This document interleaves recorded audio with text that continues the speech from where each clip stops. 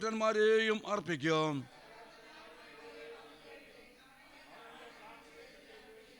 ഞാൻ എൻ്റെ വായ് കൊണ്ട് അവനോട് നിലവിളിച്ചു, എൻ്റെ നാവിന്മേൽ അവൻ്റെ പുകഴ്ച ഉണ്ടായിരുന്നു. എന്നാൽ ദൈവം കേട്ടിരിക്കുന്നു, എൻ്റെ പ്രാർത്ഥനാ ശബ്ദം ശ്രദ്ധിച്ചിരിക്കുന്നു. എൻ്റെ പ്രാർത്ഥന തള്ളിക്കളയാതെയും തൻ്റെ ദയയിൽ നിന്ന് എടുത്തു കളയാതെയും ഇരിക്കുന്ന ദൈവം വാഴ്ത്തപ്പെടുമാറാകട്ടെ. നമ്മുടെ വിശുദ്ധ കരങ്ങൾ ഉയർത്തുകൊണ്ട് കർത്താവിൻ്റെ നാമത്തെ നമുക്ക് മഹത്വപ്പെടുത്താം. ഹല്ലേലൂയ, ഹല്ലേലൂയ, ഹല്ലേലൂയ, ഹല്ലേലൂയ.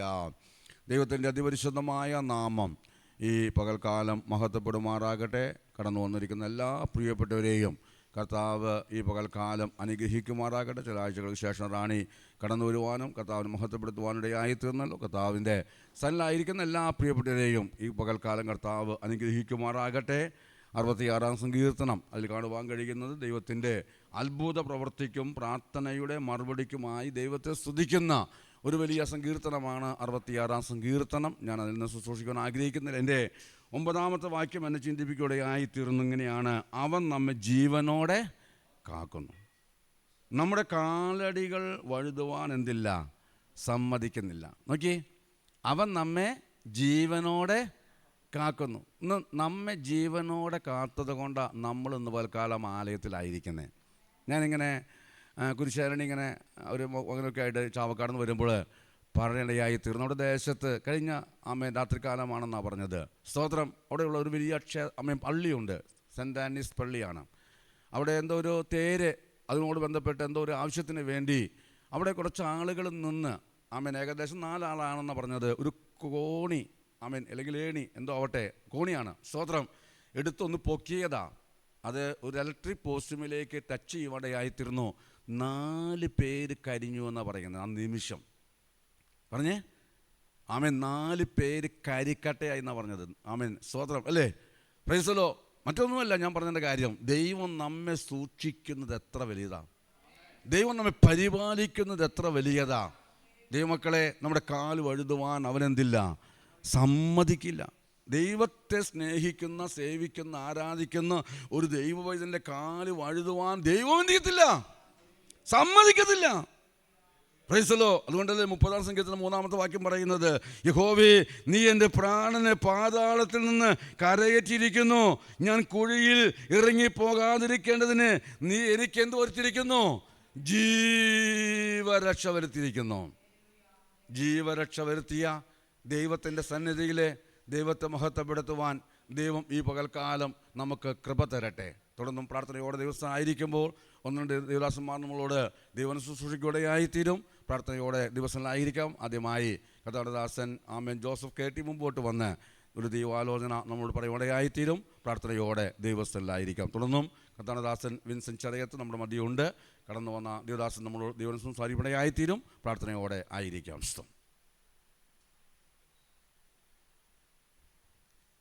Praise the Lord, praise the Lord. കുശവൻ കുഴച്ചതാം മണ്ണാണു ഞാൻ, കുടമോ കൂജയോ തന്നിശ്ചയം. കുശവൻ കുഴച്ചതാം മണ്ണാണു ഞാൻ, കുടമോ കൂജയോ തന്നിശ്ചയം. വാക്കുടഞ്ഞാലും വളഞ്ഞൊടിഞ്ഞാലും വല്ലഭൻ തൊട്ടതാ മണ്ണല്ലയോ. വാക്കുടഞ്ഞാലും വളഞ്ഞൊടിഞ്ഞാലും വല്ലഭൻ തൊട്ടതാ മണ്ണല്ലയോ.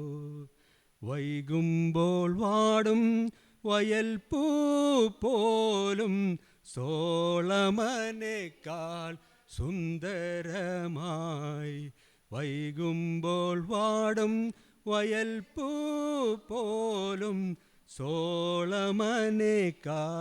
സുന്ദരമായി. സൃഷ്ടിച്ച ദൈവം കൂടെയുള്ളപ്പോൾ വൈകല്യമൊന്നും സാരമില്ല, വല്ലായ്മകളും സാരമില്ല. Praise the Lord. ഹല്ലേലൂയ, ഹല്ലേലൂയ, സ്തോത്രം. Praise the Lord. ഹല്ലേലൂയ. ദൈവനാമത്തിന് മാത്രം ഉണ്ടായിരിക്കട്ടെ. കൃപയാൽ അനുഗ്രഹിക്കപ്പെട്ട ഈ സ്തോത്രം പകൽക്കാലം ഒരു സ്തോത്രം വചനവുമായി നിൽക്കും. കർത്താവിൻ്റെ ജീവിതത്തിൽ ഹല്ലേലൂയ കൃപ തന്നു. ഹല്ലേലൂയ. നമുക്കൊരു വചനമായി നമുക്ക് വായിക്കാം. ഇരമ്യ പറഞ്ഞ പുസ്തകം 2:6. ഇരമ്യ 2:6. Price the Lord.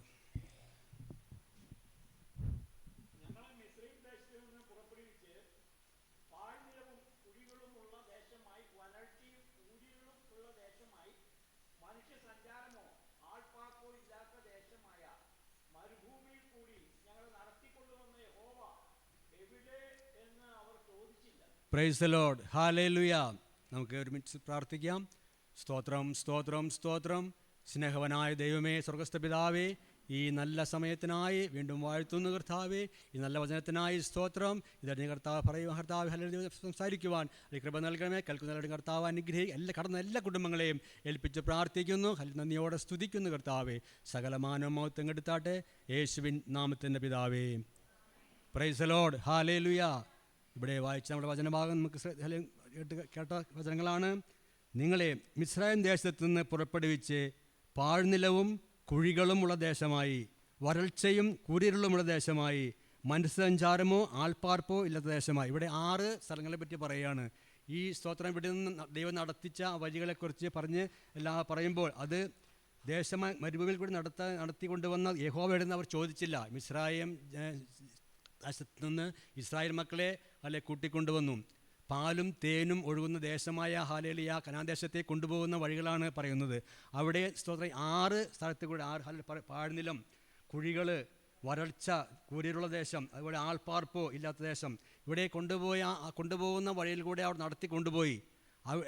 ഈ ദൈവം നടത്തിക്കൊണ്ടുവന്ന ദൈവത്തെ അവർ അന്വേഷിച്ചില്ല, അവരെവിടെയെന്ന് ചോദിച്ചില്ല എന്ന് പറയുകയാണ്. ഹല്ലേലൂയ. സ്തോത്രം ചെയ്യുന്നു. അപ്പോൾ അതുപോലെ തന്നെ കർത്താവ് പ്രൈസ് ഹല്ലേലൂയ മിസ്രയീം ദേശത്ത് നിന്ന് അവർ പുറപ്പെടുവിച്ചു.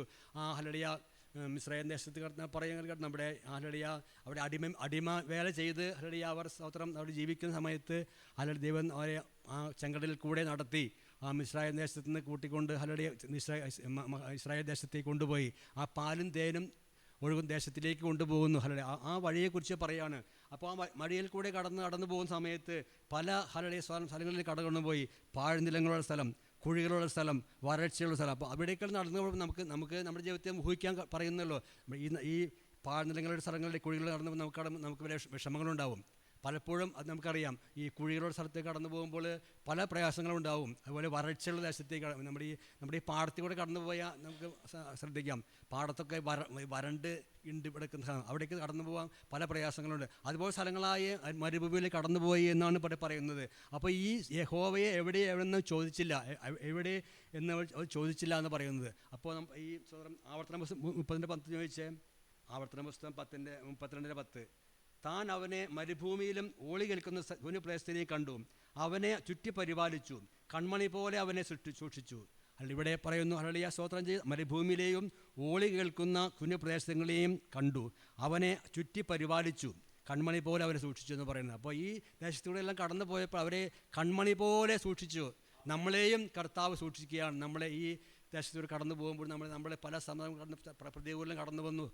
കർത്താവ് നമ്മളെ കൺമണി പോലെ നമ്മൾ സൂക്ഷിച്ച് കൊണ്ടുപോകുന്നത് പറയുന്നത്. അപ്പോൾ ഈ കൺമണി പോലെ കൊണ്ടുപോകുന്നത് നമ്മളെ ദൈവത്തെ നമ്മൾ എപ്പോഴും അന്വേഷിക്കണം. ഇവിടെ ഇസ്രായേൽ ദേശത്തേക്ക് കൊണ്ടുപോയ ആ അന്വേഷിച്ചില്ല എന്ന് പറയുന്നതാണ്. ചോദിച്ചില്ല, ഈ ദൈവം എവിടെയാണ് ചോദിച്ചില്ല എന്ന് പറയുന്നത്. നമുക്ക് പിന്നെയും വായിക്കാം. ഹല്ലേലൂയ. പുറപ്പാട് 15:22 വായിച്ചേ. പുറപ്പാട് 15:22. Price the Lord. ഹല്ലേലൂയ. അനന്തരം മോശ ഇസ്രായേലിനെ ചെങ്കടലിൽ നിന്ന് പ്രയാണം ചെയ്യിച്ച് അവർ ശൂർ മരുഭൂമിയിൽ ചെന്നു. 3 ദിവസം മരുഭൂമിയിൽ വെള്ളം കിട്ടാതെ സഞ്ചരിച്ചു. മാറയിലെത്തിയാറെ മാറയിലെ വെള്ളം അവർക്ക് കുടിപ്പാൻ കഴിഞ്ഞില്ല, അത് കയ്പുള്ളതായിരുന്നു. അപ്പോൾ ഈ മിസ്രയീം ദേശത്തു നിന്ന് അവരെ കൂട്ടിക്കൊണ്ട് ചെങ്കടലിൽ കുറച്ചാട് കടന്നു പോയപ്പോൾ അവർക്ക് ദാഹിക്കും. അവർക്ക് വെള്ളം കുടിക്കാൻ കിട്ടിയില്ല എന്നാണ് പറയുന്നത്. ആ മരുഭൂമിയിലേക്ക് വെള്ളം കിട്ടാതെ സഞ്ചരിച്ചു. അവർ മാറയിലെത്തിയാറെ മാറയിലെ വെള്ളം കുടിപ്പാൻ കഴിഞ്ഞ കയ്പുള്ളതായിരുന്നു.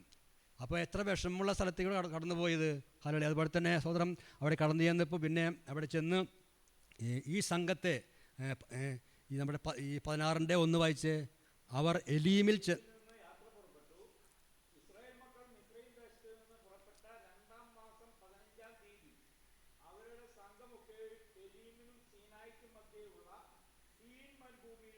Price the Lord. ഇവിടെ ആ നടത്തിക്കൊണ്ടുപോയി എലീമിൽ ചടന്നു. അതിന് മുന്നത്തെ നമ്മൾ വായിച്ച എലീമിൽ അവിടെ 12 നീരുറവുണ്ടായിരുന്നു, 70 ഈത്തപ്പന ഉണ്ടായിരുന്നു. Price the Lord. ഇവിടെ പാളയം ഇറങ്ങി. അപ്പോൾ ഈ വെള്ളത്തിനരികെ അവർ പാളയം, അത് അവിടെ 12 നീരുറവുണ്ടെന്ന് പറയുന്നതാണ്, 70 ഈത്തപ്പന. ഞാൻ മറ്റേ ഗൾഫിലുള്ള സമയത്ത് അതിൻ്റെ ബോർഡറിൽ കൂടെ ഞാൻ കടന്നു പോയിട്ടുണ്ട്. അപ്പോൾ അവിടെ ആ നീരുറവ ഞാൻ കണ്ടിട്ടുണ്ട്. അപ്പോൾ ഈ ഈത്തപ്പനൊന്നും അവിടെ ഇല്ല.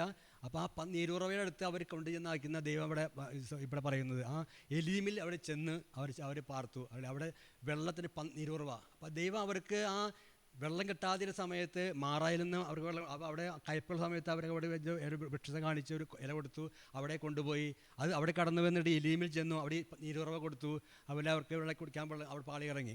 അതിന് ശേഷം അവർ സ്തോത്രം അവിടെ കടന്നു ചെന്ന സമയത്താണ് ആ മരുഭൂമിയിൽ വെച്ച് ഇസ്രായേൽ സംഘങ്ങളൊക്കെ മോശക്കാരും വിരോധമായി പിറുപിറുത്തു എന്ന് പറയുന്നത്. അപ്പോൾ ഇതെല്ലാം കൊടുത്തിട്ട് അവർ പിറുപിറുപ്പുണ്ടായി. അപ്പോൾ ദൈവജനം അവിടെ പിറുപിറുപ്പ് ഉണ്ടായെന്നാണ് പറയുന്നത്. അവിടെ പറയുന്നു, ഇസ്രായേൽ മക്കൾ അവരോട്, നിങ്ങൾ ഇറച്ചിക്കലങ്ങളുടെ അടുക്കലിരിക്കുകയും തൃപ്തിയാകുമെണ്ണം ഭക്ഷണം കഴിക്കുകയും ചെയ്ത് മിസ്രദേശത്ത് യഹോവയുടെ കയ്യിൽ മരിച്ചാൽ കൊള്ളാമായിരുന്നു പറയുന്നത്. അപ്പോൾ ഈ ജലം, അപ്പോൾ പറയുന്നത് 5 ലക്ഷം തന്നെ ജനങ്ങൾ കലാളുണ്ടായിരുന്നു പറഞ്ഞിരുന്നത്. അപ്പോൾ ഇതെല്ലാം അവർ പറന്നു വരുമ്പോൾ പറയുകയാണ്, ഞങ്ങൾ മിസ്രദേശത്തുണ്ടായിരുന്നപ്പോൾ ഇറച്ചിക്കലങ്ങളുടെ ഇടയിലാണ് ഞങ്ങൾ ഇരുന്നത്, അവിടെ വെച്ച് അവിടെ കഴിക്കുകയും മിസ്രദേശത്തെ വെച്ച് യഹോവയുടെ കയ്യാൽ മരിച്ചിരുന്നെങ്കിൽ കൊള്ളാമായിരുന്നു, ഇവിടെ വന്നപ്പോൾ എനിക്ക് ഒന്നുമില്ല കിട്ടുന്നില്ല എന്ന് പറഞ്ഞാണ് അവർ പിറുപിറുത്തുകൊണ്ടിരുന്നു. ഇപ്പോൾ മോശയോട് ദൈവം പറയുകയാണ്, ഈ സംഘത്തെ മുഴുവൻ പറയുകയാണ്, അതിനു മുന്നേ ഞാൻ പറയുകയാണ്, നിങ്ങൾ ഈ സംഘത്തെ മുഴുവനും പട്ടിണിയിട്ട് കൊല്ലുവാൻ ഈ മരുഭൂമിയിലേക്ക് കൂട്ടിക്കൊണ്ടുവന്നിരിക്കുന്നു എന്ന് പറഞ്ഞു. അപ്പോൾ ജനം പറയുകയാണ്, നിങ്ങളെ ഈ സംഘത്തെ മുഴുവനും പട്ടിണിയിട്ട് കൊല്ലുവാൻ ഈ മരുഭൂമിയിലേക്ക് കൊണ്ടുകൂട്ടിവെന്ന് പറയുന്നു. അപ്പോൾ സ്തോത്രം അവിടെ പറയുന്ന ആ പിറുവിറുപ്പ് ദൈവം കേട്ടു എന്ന് പറയുന്നത്. അപ്പോൾ സ്തോത്രം, അപ്പോൾ യഹോവ അവിടെ ആകാശത്ത് നിന്ന് അപ്പം വർഷിക്കുമെന്ന് പറഞ്ഞു.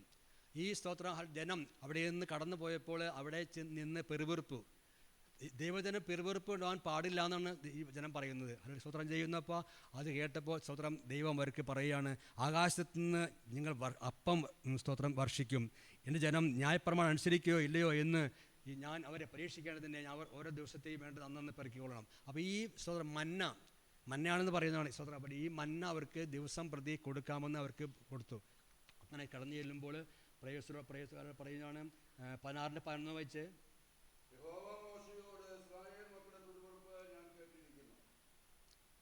വായിച്ചോ. നീ അവരോട് സംസാരിച്ചു, നിങ്ങൾ വൈകുന്നേരത്ത് മാംസം തിന്നും, പ്രഭാതകാലത്ത് അപ്പം കൊണ്ട് തൃപ്തരാകും, ഞാൻ നിങ്ങളുടെ ദൈവമായ യഹോവയാകുന്നു എന്ന് നിങ്ങൾ അറിയും എന്ന് പറയുക. Price the Lord. അപ്പോൾ ഇവരുടെ പിറുപിറുപ്പ് കേട്ടുകൊണ്ട് ദൈവം അവിടെ പറയുകയാണ്, നിങ്ങൾക്ക് അപ്പം നിങ്ങൾക്ക് തരും.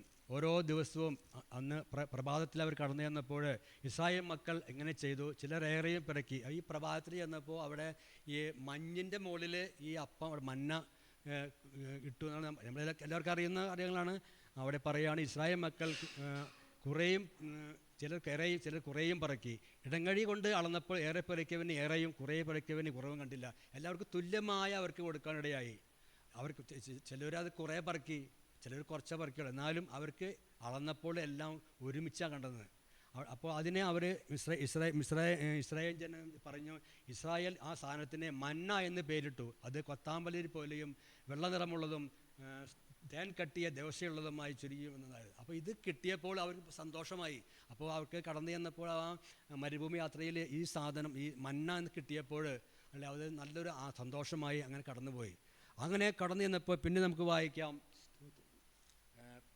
പുറപ്പാട് സ്തോത്രം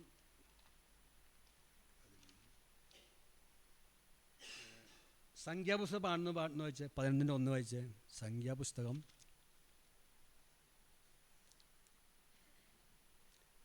അനന്തരം ജനം യഹോവയ്ക്ക് അനിഷ്ട തോന്നുമാറെ പിറുപിറുത്തു. അപ്പോൾ ഈ ജനം ഈ മന്ന എല്ലാം കൊടുത്ത് അവർ മന്ന പറയുന്ന കൊത്താമ്പലി പോലെയും തേൻ തൂട്ടിയ ദോശ പൊള്ളതൊക്കെ പറഞ്ഞിട്ട് അവർ യാത്ര ചെയ്യുമ്പോൾ പിന്നെയും അവർ ജനം യഹോവയ്ക്കായി അനിഷ്ടമായി തോന്നുമാറ് പിറുപിറുത്തു. യഹോവ കേട്ട് അവൻ്റെ കോപം ജ്വലിച്ചു. യഹോവയുടെ തീ അവരുടെ ഇടയിൽ കത്തി പാളയത്തിൻ്റെ വറ്റത്തുകളോളം ദഹിപ്പിച്ചു കളഞ്ഞു. അപ്പോൾ ഇത് പിറുപിറുപ്പ് കേട്ടപ്പോൾ ആ ജനത്തെ അവിടെ തീ കൊണ്ട് അവരെ ദഹിപ്പിച്ച് കളഞ്ഞു എന്ന് പറയാം. അപ്പോൾ ദൈവജനം പിറുപിറുപ്പ് പറയാൻ പാടില്ല, അല്ലല്ല, എന്ത് വന്നാലും പിറുപിറുപ്പ് പറയാൻ പാടില്ല എന്നാണ് ഇത് ചുരുക്കമായി പറയുന്നത്. അങ്ങനെ അവർ കടന്ന് മരുഭൂമി പ്രയാണം നടന്നപ്പോൾ പിന്നെ അവരുടെ സ്തോത്രം അവർ പറയാണ്, നിങ്ങൾ മിസ്രയീമിൽ വെച്ച് വില കൂടാതെ തിന്നുള്ള മത്സ്യം, വെള്ളരിക്ക, മത്തങ്ങ, ഉള്ളി, ചുവന്നുള്ളി, ചിറ്റുള്ളി എന്നിവ നിങ്ങൾ ഓർക്കുന്നു. ഇപ്പോഴോ നിങ്ങൾ പ്രാണം പൊടിഞ്ഞിരിക്കുന്നു. ഈ മന്നയല്ലാതെ ഒന്നും കാണുവാനില്ലെന്ന് പറഞ്ഞു. അപ്പോൾ ഈ മന്ന കിട്ടിയ കുറച്ച് കാലം ആട് നടന്ന് മരുഭൂമി പ്രയാണം ചെയ്തപ്പോൾ കുറെ കഴിഞ്ഞ് പറയാണ്, ഈ മന്ന അല്ലാതെ എനിക്കൊന്നും കിട്ടാനില്ല എന്ന് പിന്നെയും പിറുപിറുക്കുക. അത് ഇത് ശ്രദ്ധിക്കാം. മന്ന നമുക്ക് ഹല്ലേലൂയ സ്തോത്രം ചെയ്യുന്നു. നമുക്ക് ജീവിതത്തിൽ നമുക്ക് ദൈവവചനം തന്നു. ദൈവത്തിൻ്റെ വചനമാണ് മന്ന. ആ വചനം തന്നിട്ട് പിന്നെ നമ്മൾ മുന്നോട്ട് കടന്നു പോകുമ്പോൾ പിന്നെയും അവർ ഈ സ്തോത്രം കഴിച്ച മന്ന പറയാണ്, ഇത് മന്ന അല്ലാതെ ഒന്നും കാണാനില്ല എന്ന് പറഞ്ഞ് മന്നയോ കൊത്താമ്പലി പോലെയും അതിന് നിറം ഗുൽഗുലുവിൻ്റെ പോലെയും ആയിരുന്നു. ജനം കടന്ന് മേർക്കി തിരക്കിലിടിച്ചോ പിടിച്ചോ കലത്തിലുണ്ടായിട്ട് ദോശ ഉണ്ടാക്കി കഴിക്കും. അപ്പോൾ ഇതൊക്കെ എല്ലാം പറഞ്ഞുകൊണ്ട് ചില ഇസ്രായേൽ മക്കൾ കടന്നു പോകുമ്പോൾ പറയുകയാണ്, ഈ മന്ന അല്ലാതെ നിങ്ങൾക്ക് ഒന്നും കിട്ടാനില്ല എന്ന് പറയാണ് നിങ്ങൾക്ക് ജനത്തോട് പറയേണ്ടത്. അപ്പോൾ അതിൽ കുറച്ച് കഴിഞ്ഞ് പറയാണ്, ദൈവം പറയാണ്, ജനത്തോട് നീ പറയേണ്ടത്, നാളത്തേക്ക് നിങ്ങൾക്ക് തന്നെ ശുദ്ധീകരിപ്പിൻ, എന്നാൽ നിങ്ങൾ ഇറച്ചി തിന്നും, നിങ്ങൾക്ക് തിന്മ ഇറച്ചി കാര്യം തരും, ഇസ്രായേൽ ദേശത്ത് നീ നന്നായിരുന്നു എന്ന് പറയാം. അപ്പോൾ ഇവിടെ പറയുന്നതാണ്, നാളത്തേക്ക് നിങ്ങളത്തെ ശുദ്ധീകരിപ്പിൻ. ഒരു നന്മ, ദൈവത്തിൽ നിന്നൊരു നന്മ കിട്ടണമെങ്കിൽ, ഒരു സ്വരം കുറച്ച് സംഭവം കിട്ടണമെങ്കിൽ നമുക്ക് അവരുടെ ശുദ്ധീകരണം ആവശ്യമാണ്. ജനത്തോട് നീ പറയേണ്ടത്, നാളത്തേക്ക് നിങ്ങളത്തെ ശുദ്ധീകരിപ്പിൻ, എന്നാൽ നിങ്ങൾക്ക് ഇറച്ചി തിന്നും. അപ്പോൾ ശുദ്ധീകരണത്തിനാണ് അവരുടെ പ്രാധാന്യം കൽപ്പിക്കുന്നത്. ശുദ്ധീകരണം ഇല്ലാതെ ദൈവത്തെ ആരും കാണുകയില്ല. അവർ പറയാണ്, ദൈവം പറയാൻ ശുദ്ധീകരിപ്പിൻ, അപ്പോൾ ദൈവത്തിന് നന്മ കിട്ടുമെന്ന് പറയും. അപ്പോൾ പറയാണ്, നിങ്ങൾ ശുദ്ധീകരിപ്പിൻ, എന്നാൽ നിങ്ങൾക്ക് ഇറച്ചി തിന്നാം. നിങ്ങൾക്ക് നീതിമായ ഇറച്ചി ആര് തരും? മിസ്രയീം ദേശത്ത് നിങ്ങൾ നിന്നായിരുന്നു. അപ്പോൾ ഈ ജനം പറയാണ്, മിസ്രയീം ദേശത്ത് നിന്നായിരുന്നു ഞങ്ങൾക്ക് ഇറച്ചി കിട്ടായിരുന്നു, ഇവിടേക്ക് വന്നപ്പോൾ ഒന്നും കിട്ടാനില്ല. അപ്പോൾ ആ പഴയ സ്ഥലത്ത് നിന്നപ്പോൾ പലതും കിട്ടിയെന്ന് പറയുകയാണ്. അപ്പോൾ നമ്മുടെ ജീവിതത്തിലും പലതും പറയുന്ന പോലെയാ, നമ്മൾ പഴയ നിന്നാൽ മതിയായിരുന്നു, ഈ ദൈവത്തിലേക്ക് കടന്നു വന്നപ്പോൾ ഒന്നും കിട്ടുന്നില്ല എന്ന് പറഞ്ഞ ആ പെരുവെറുപ്പ് നമ്മുടെ ജീവിതത്തിൽ ഒന്നും ഉണ്ടാവാൻ പാടില്ല. അതാണ് ഇതിൻ്റെ അർത്ഥം പറയുന്നത്. അവർ പറയുകയാണ്, നിങ്ങൾക്ക് തിന്മ ഇറച്ചി തരും, മിസ്രയീമിൽ നിങ്ങൾക്ക് നന്നായിരുന്നു എന്നും നിങ്ങൾ പറഞ്ഞ് യഹോവ കേൾക്കെ കരഞ്ഞുവല്ലോ. ഇതൊക്കെ പറഞ്ഞുകൊണ്ട് അവർ കരയാണ്, പെരുവെറുക്കുകയാണ്. അപ്പോൾ അവർക്ക് പിന്നെയും അവർക്ക് ഇറച്ചി കൊടുക്കുവാൻ. അപ്പോൾ അവിടെ പറയാണ്, സംഖ്യാപുസ്തകം 15:12 പറയാണ്, അനന്തരം യഹോവ അയച്ച ഒരു കാറ്റ് ഊതി കടലിൽ നിന്ന് കാടയെ കൊണ്ടുവന്നു. അപ്പോൾ അവർക്ക് ഇറച്ചി വേണ്ടുമൂലം അവർക്ക് കൊടുത്തു എന്നാണ് ഇവിടെ പറയുന്നത്. ഒരു ദിവസത്തേക്ക് മാത്രമല്ല, ഒരു ദിവസം മാത്രമല്ല, പല ദിവസങ്ങൾ അവർക്ക് കൊടുക്കാനിടയായി. അപ്പോൾ അതങ്ങനെ കൊണ്ടുവന്നെന്ന് പറയുന്നത്, പാളയത്തിൻ്റെ ചുറ്റിലും വലത്തോട്ട് ഏകദേശം 2 മണി നടത്തു പറന്ന് നിൽക്കുമാറാക്കി. ജനം എഴുന്നേറ്റ് അന്ന് പകൽ മുഴുവനും രാത്രി മുഴുവൻ നന്നാ പറിച്ച് പിടിക്കുക, 10 പറ പൊടി. അപ്പോൾ അവർക്ക് ഈ കാടപ്പക്ഷികൾ, ഇറച്ചി തിന്നുന്ന കാടപ്പക്ഷികൾ ഇങ്ങനെ അടുത്ത് കൂടെ നമ്മൾ ഈ നിൽക്കുന്ന സ്ഥലത്ത് കൂടെ കടന്നു പോകുന്നെന്ന് പറയുകയാണ്. അപ്പോൾ അവർക്കത് നിറച്ച് അത് എല്ലാവരും അത് പിടിച്ച് തിന്നുവാനിടയായി. അപ്പോൾ അവിടെ ഇരിക്കുമ്പോൾ തന്നെ ജനം മുഴുവൻ രാത്രി മുഴുവൻ പിറ്റുന്ന മുഴുവനും കാടയെ പറിച്ചു കിട്ടി. നന്നാ കുറച്ച് പിടിച്ച് 10 പറച്ച് പിടിച്ച് അവർ പഴയ കൊച്ചിനും പെരുക്കി. എന്നാൽ ഇറച്ചി അവരുടെ പല്ലിനിടയിൽ ഇരിക്കുമ്പോൾ തന്നെ അത് ചവച്ചിറക്കും മുമ്പ് തന്നെ യഹോവയുടെ കോപം അവർക്ക് നേരെ ജ്വലിച്ചു. അപ്പോൾ അവിടെയും പെറുവെറുപ്പ് ഉണ്ടാവുകയാണ് ഇവിടെ ചെയ്യുന്നത്. അങ്ങനെ അവർ അവിടെ കടന്നുപോയി. അതിനെ പിന്നെയും വായിക്കാൻ നമുക്ക്. പ്രൈസ് ദി ലോർഡ്, ഹല്ലേലൂയ. സംഖ്യാപുസ്തകം 21:4 വെച്ച് 21:4.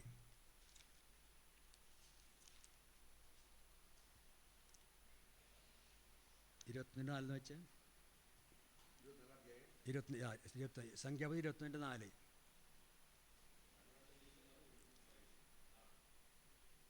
21:4 അതല്ല സംഖ്യാപുസ്തകം 21:4.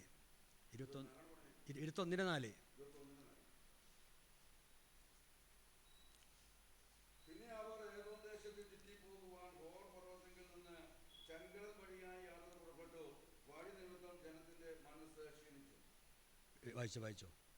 വായിച്ചോ. ദൈവത്തിന് മോശയ്ക്ക് വിരോധമായി സംസാരിച്ചു, മരുഭൂമിയിൽ മരിക്കേണ്ടതിന് നിങ്ങൾ ഞങ്ങളെ മിസ്രയീം ദേശത്ത് കൊണ്ടുവന്നത് എന്തിനെ? ഇവിടെ അപ്പവുമില്ല വെള്ളവുമില്ല, ഈ സാരമില്ലാത്ത ആഹാരം ഞങ്ങൾക്ക് വെറുപ്പാകുന്നു എന്ന്. Price the Lord, hallelujah. ഇവിടെ അവിടെ നിന്ന് ഇറച്ചിയും അപ്പമെല്ലാം തിന്ന് ഭക്ഷിച്ച് കടന്നു പോയ സമയത്ത് പിന്നെ അവിടെ പറയുകയാണ്, ഏതോ ദേശത്തെ ചുറ്റി പോകുമ്പോൾ ഹോർ പർവ്വതത്തിലേക്ക് ചെങ്കട വഴിയാൻ യാത്ര പുറപ്പെട്ടു. വഴി നിമിത്തം മനസ്സ് ക്ഷീണിച്ചു. ദൈവത്തിനും രോസിക്കും വിരോധമായി സംസാരിച്ചു. മരുഭൂമിയിൽ മരിക്കേണ്ടതിന് നിങ്ങളെ മിശ്രദേശത്ത് നിന്ന് കൊണ്ടുവന്നത് എന്തിന്? ഇവിടെ അപ്പവുമില്ല വെള്ളവുമില്ല, ഈ സാരമില്ലാത്ത ആഹാരം ഞങ്ങൾക്ക് വെറുപ്പാകുന്നു. ഇപ്പോൾ ഈ മന്ന കഴിച്ച് തൃപ്തിയായ ആ ജനം പറയാണ്, ഈ സാരമില്ലാത്ത ആഹാരം ഞങ്ങൾക്ക് വെറുപ്പാകുന്നു. അപ്പോൾ ഈ ജനം പറയാണ്, ഇസ്രായേൽ ജനം പറയാണ്, നിങ്ങളെ അവിടെ നിന്ന് കൊണ്ടുവന്നു, അപ്പം കിട്ടി, എല്ലാം കിട്ടി, പക്ഷേ എന്നിട്ട് ലാസ്റ്റ് പറയുകയാണ്, ഈ സാരമില്ലാത്ത ആഹാരം മാത്രമേ ഞങ്ങൾക്ക് കിട്ടുള്ളൂ. ഇതൊന്നും നിസ്സാരമായി കണക്കാക്കുന്ന ജനം ഇവിടെ പറയുകയാണ്, ഈ സാരമില്ലാത്ത ആഹാരം ഞങ്ങൾക്ക് വെറുപ്പാകുന്നു എന്ന്. ഈ മന്ന കഴിച്ച് സന്തോഷിച്ച് ജീവിച്ച് ഭക്ഷിച്ച് കൊണ്ടുപോകുന്ന ജനം പറയുകയാണ്, ഈ മന്ന ഞങ്ങൾക്ക് വെറുപ്പാകുന്നു എന്ന് പറയുകയാണ്. അപ്പോൾ ദൈവജനം ഇവിടെ സ്തോത്രം അവരുടെ പറഞ്ഞപ്പോൾ അവിടെ ജനത്തിനിടയിൽ അഗ്നിസർപ്പങ്ങളെ അയച്ചു. അപ്പോൾ ഇസ്രായേൽ ജനം അവിടെ പെരുവെറുപ്പ് പറഞ്ഞു, അവരുടെ അപ്പവുമില്ല വെള്ളവുമില്ല, ഈ സ്ഥലമില്ലാത്ത ആഹാരം ഞങ്ങൾക്ക് വെറുപ്പാകുമെന്ന് പറഞ്ഞപ്പോൾ അവിടെ ദൈവത്തിൻ്റെ കോപം കടന്നു വന്ന് ആ ജനത്തെ അഗ്നിസർപ്പങ്ങളെ അയച്ച് ജനത്തെ കടിച്ചു എന്നാണ്. അപ്പോൾ നമ്മുടെ ചുരുക്കമായി പറയുന്നത്, ഈ വചനത്തിൽ നമ്മൾ പറയുന്നത് നമ്മുടെ ജീവിതത്തിൽ നമ്മളെ ദൈവത്തിലേക്ക് കടന്നു വന്നു, നമ്മൾ രക്ഷിക്കപ്പെട്ട് സ്ഥാനപ്പെട്ട് ദൈവജന സ്തോത്രം കടന്നു പോകുന്നു. ഈ സമയത്ത് നമ്മുടെ ഈ മന്ന നമുക്ക് തന്ന ഈ വചനം നിസ്സാരമായി ആരും കണക്കാക്കരുതെന്നാണ് ചുരുക്കമായി പറയുന്നത്. അവരുടെ എവിടെ പറയും, നമുക്ക് എല്ലാ ദിവസവും ഈ വചനം നമുക്ക് വായിച്ച് നമുക്ക് തൃപ്തി പ്രാപിച്ച് ഇവിടെ പറയുന്നു. പിന്നെ ഒരു വചനം ഒന്ന് വായിക്കാം, പുറപ്പാട് 14:35 വെച്ച്, പുറപ്പാട് 16:35.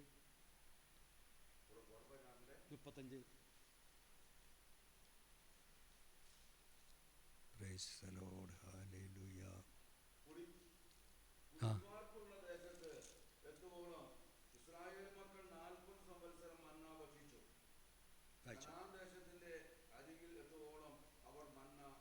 Praise the Lord. അപ്പോൾ വാഗ്ദത്ത കനാൻ ദേശം എത്തുവോളം ഇവിടെ പറയുകയാണ് മന്ന ഭക്ഷിച്ചു. ഇസ്രായേൽ ജനം അവിടെ മന്ന ഭക്ഷിച്ചു. അപ്പോൾ നമ്മുടെ ജീവിതത്തിൽ ഈ വചനം നമ്മുടെ കനാൻ ദേശം എത്തുവോളം നമ്മൾ ഭക്ഷിച്ച് തൃപ്തിയായും കടന്നു പോകണമെന്ന് പറയുന്നത്. നമ്മുടെ ഈ മന്ന അല്ലാതെ, ഈ വചനമല്ലാതെ നമുക്ക് ജീവിക്കാൻ കഴിയില്ല.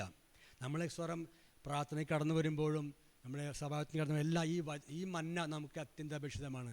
എവിടെ കടന്നു പോകുമ്പോഴും നമ്മുടെ പ്രാർത്ഥന യോഗത്തിന് കടന്നു പോകുമ്പോഴെല്ലാം ഈ വചനം നമ്മുടെ ജീവിതത്തിൽ നമ്മുടെ അടുത്ത് വേണം. അപ്പോൾ അവർ പറയുകയാണ് സ്വത്രം, ഈ ഇസ്രായേൽ ജനം ആ കനാൻ ദേശത്തെ എത്തുവോളം ഒരു ഭക്ഷിച്ചു എന്ന് പറയുകയാണ്. സ്വത്രം ചെയ്യുന്നു. അപ്പോൾ നമ്മൾ ദൈവമക്കൾ നമുക്ക് ഈ മന്ന നിസ്സാരമായി കാണരുത്. നമ്മൾ രക്ഷിക്കപ്പെട്ട നാളിലെ ഈ സന്തോഷം ഇപ്പോഴുണ്ട്. നമ്മൾ രക്ഷിക്കപ്പെട്ട നാളിലെ സന്തോഷം നമുക്ക് ഇപ്പോൾ ഉണ്ടോ എന്ന് നമുക്ക് ഒന്ന് പരിശോധന ചെയ്യാം.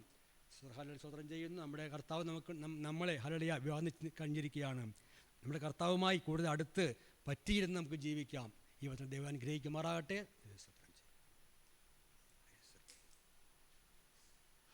എല്ലാ ദൈവമക്കളും സ്വസ്ഥാനത്ത് എഴുന്നേറ്റ് നിന്നാട്ടെ. നമ്മളൊരു അമേൻ സമയത്ത് വിൻസൻ ബ്രദർ അമ്മേനൊരു പാട്ട് പാടുപാടയായിത്തീരും. ഈ സമയത്ത് സ്തോത്ര വഴിപാടെടുക്കാം. ദൈവസന്നിധിയിൽ എല്ലാ ദൈവമക്കളും ചേർന്ന് പാടി കർത്താവിനെ ഒന്ന് മഹത്വപ്പെടുത്താം. തുടർന്ന് കർത്താവിന്റെ ദാസൻ നമ്മുടെ മധ്യേ ദൈവം ശുശ്രൂഷയ്ക്കൂടെയായിത്തീരും. പ്രാർത്ഥനയോടെ ദിവസങ്ങളിലായിരിക്കാം.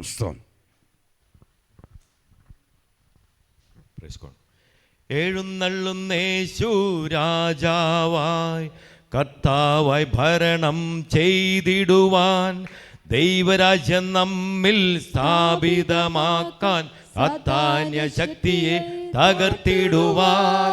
എഴുന്നള്ളുന്നേശു രാജാവായി കർത്താവായി ഭരണം ചെയ്തിടുവാൻ, ദൈവരാജ്യം നമ്മിൽ സ്ഥാപിതമാക്കാൻ, സാത്താന്യ ശക്തിയെ തകർത്തിടുവാൻ.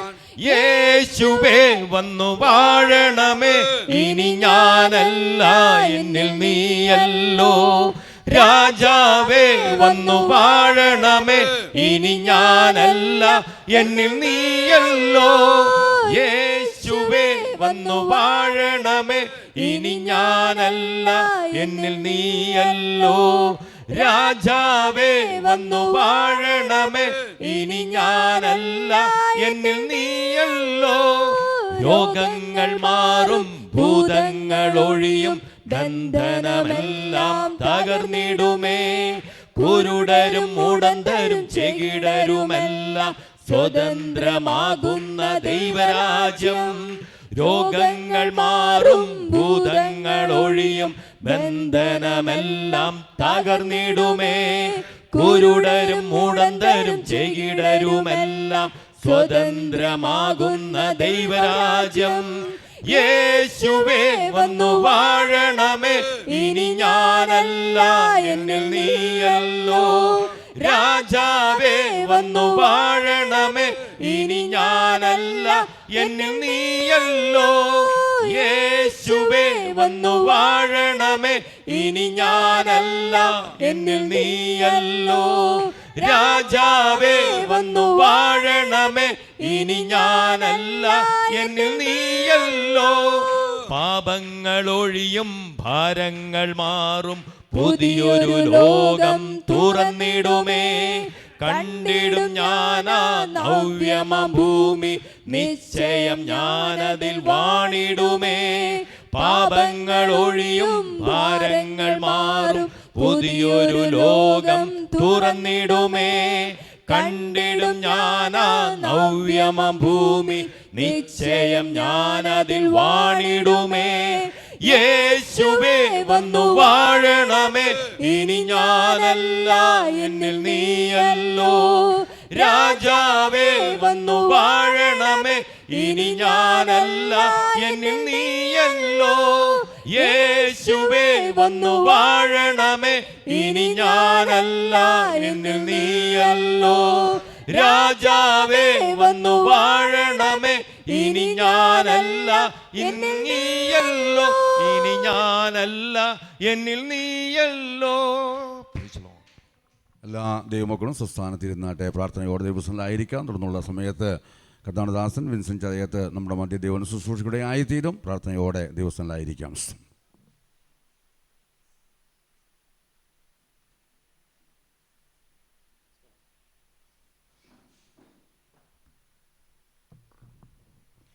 ദൈവനാമത്തിന് മഹത്വമുണ്ടാകട്ടെ.